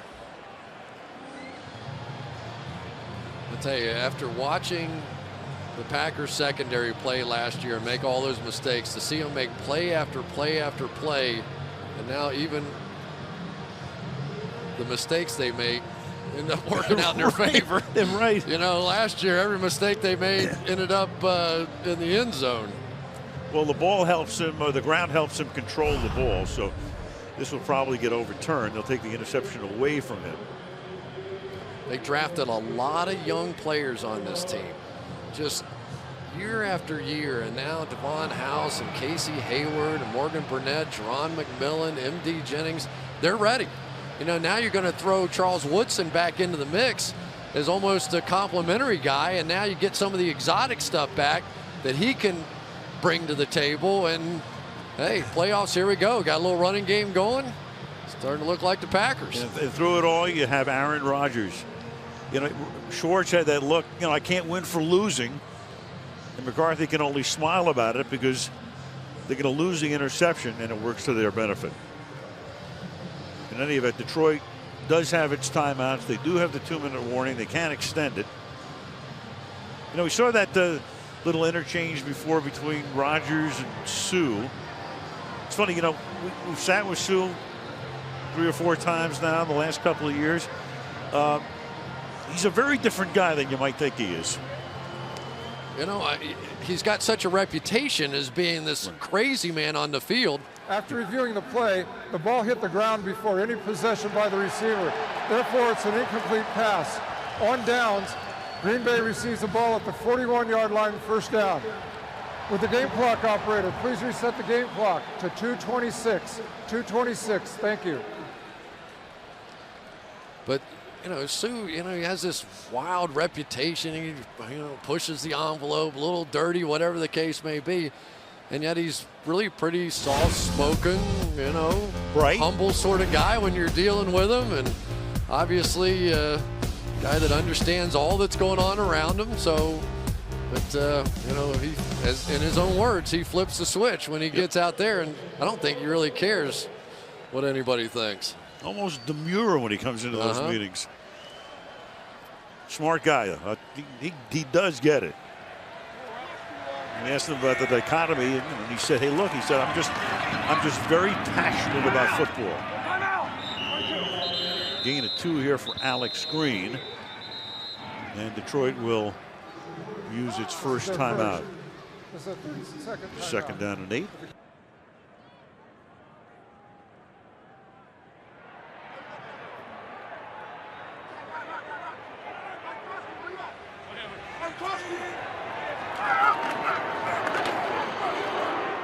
This is John Kuhn taken down for a loss, and Detroit can spend another timeout here with 2:18 left. Quarterbacks tonight. Stafford, of course, got off to that very hot start. There are the numbers up to the moment. One big interception against Stafford, and also, of course, the lost fumble. Well, for me, the story has been taking away Calvin Johnson and the way they've been able to run the football. There's Ryan Grant. Welcome back to Ryan Grant. Good to have him back. Looks good in the Green Bay Packer uniform again. But Alex Green has stepped up. You know, this is a running game that was averaging under 4 yards per carry and not very efficient at all. And yet tonight, against a very good defensive line, they've been able to take over the game at times, and the go-ahead touchdown was almost exclusively with the running game. From the 41. Rodgers finds nothing there. Just slides to a stop at the 31-yard line, and Detroit can take its final timeout. So they'll get the ball back with the clock ticking down to the 2-minute warning, and still down in a 2-possession game. But a smart play by Aaron Rodgers by not throwing the ball away there forces Detroit to use one of their timeouts. Pretty good player, isn't he? You know, the amazing thing is we'd be sitting here talking about, oh man, the numbers this guy has put up is just absolutely remarkable this year, except when you compare it to what he did last year. He was off the charts with the numbers that he had. Well, we did their game with Houston in the middle of October. Remember, the Packers were 2-3. They'd lost to San Francisco on opening day. They'd lost to Seattle in the Fail Mary game on Monday night. They'd lost to Indianapolis, coughing up a lead. And Rodgers walked into that meeting in Houston and he said, outside the sky is falling. Inside we're just fine. And they have won 6 of 7, going on 7 of 8 since then. From the 23-yard line, the next drive will begin for Stafford, and that takes us to the 2-minute warning with the Green Bay Packers at one point down by 14, now up by 10.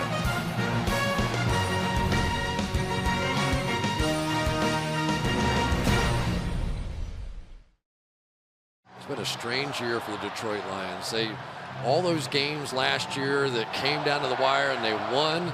This year they all came down the wire and they lost. It's just the complete opposite of what they went through a season ago. But the curse of Wisconsin continues for this franchise. Since 2002, that's the year they went to this format, the realignment of the divisions. 14-50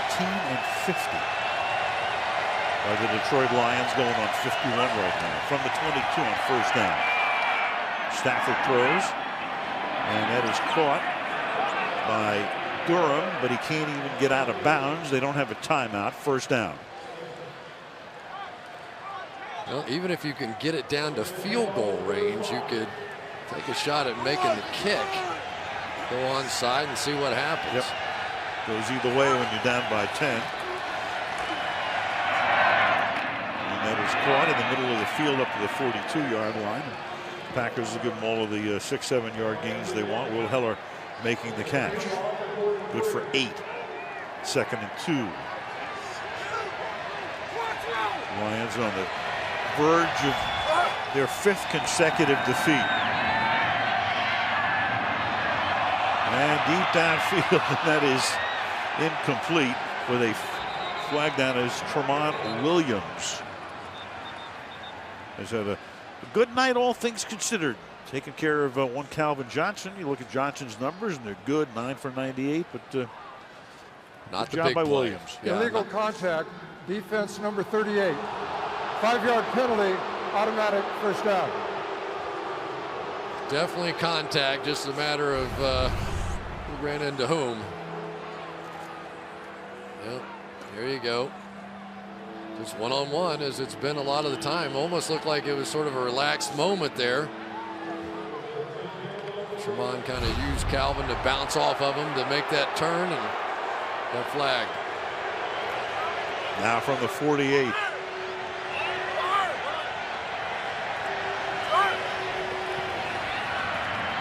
Three-man rush. Bell to the 43-yard line. Tackled by Brad Jones.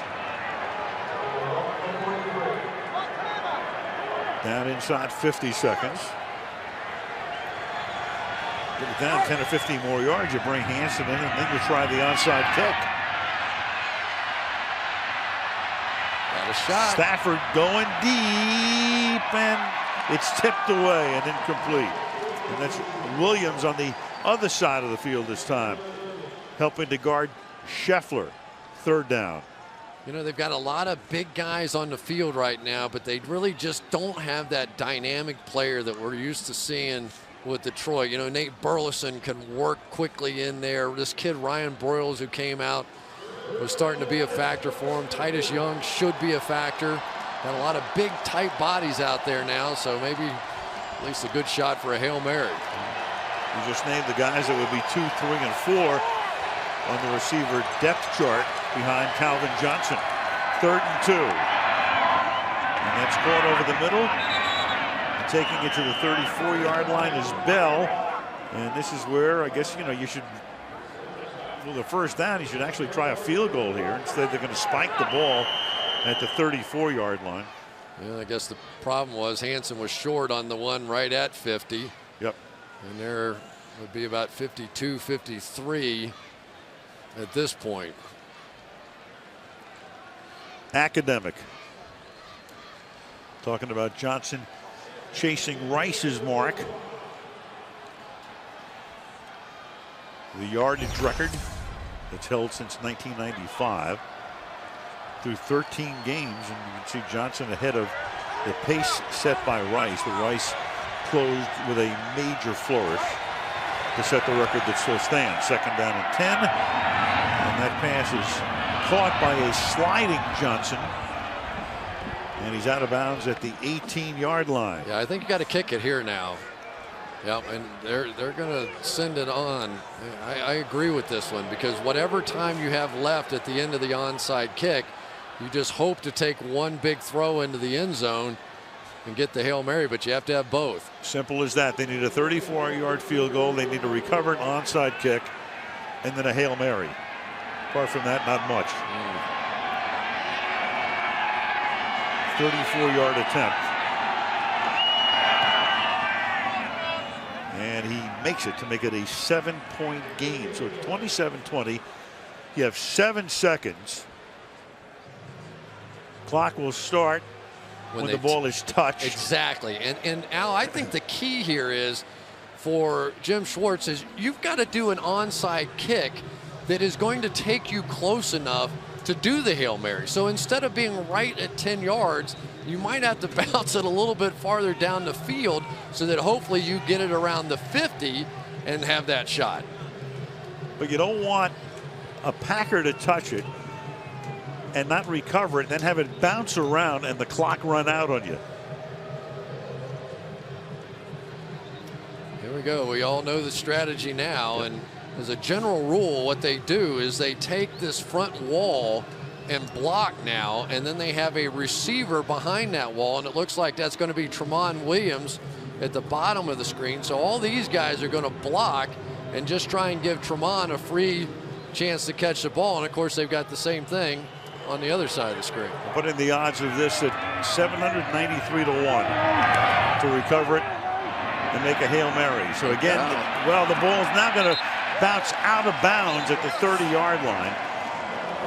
So they had the right idea, but they bounced it out of bounds, and that's going to, in effect, end it. I tell you, that had a little chance. That was that spinner that we've seen a few more kickers do now, where you put that little spin and it almost hits and is like a top when it hits, but it just spun itself right out of bounds. Wasn't that kind of what New Orleans did in the Super Bowl when they recovered that one, put that little funky spin on the ball? And that was the unanticipated onside kick. Third straight loss after leading by 10 or more points. Chris talking about last year was the year of the major comeback, and the game really turned here. Detroit off to a hot start, moving the ball again. Ball slips out of Stafford's hands. Picked up and running by Daniels for a touchdown, and kneel down will end it here. The Green Bay Packers have now won 7 of their last 8. The Lions have lost 5 in a row. The Lions still haven't won in Wisconsin in forever. And Green Bay will go to Chicago next week with a chance to clinch the division if they can beat the Bears at Soldier Field.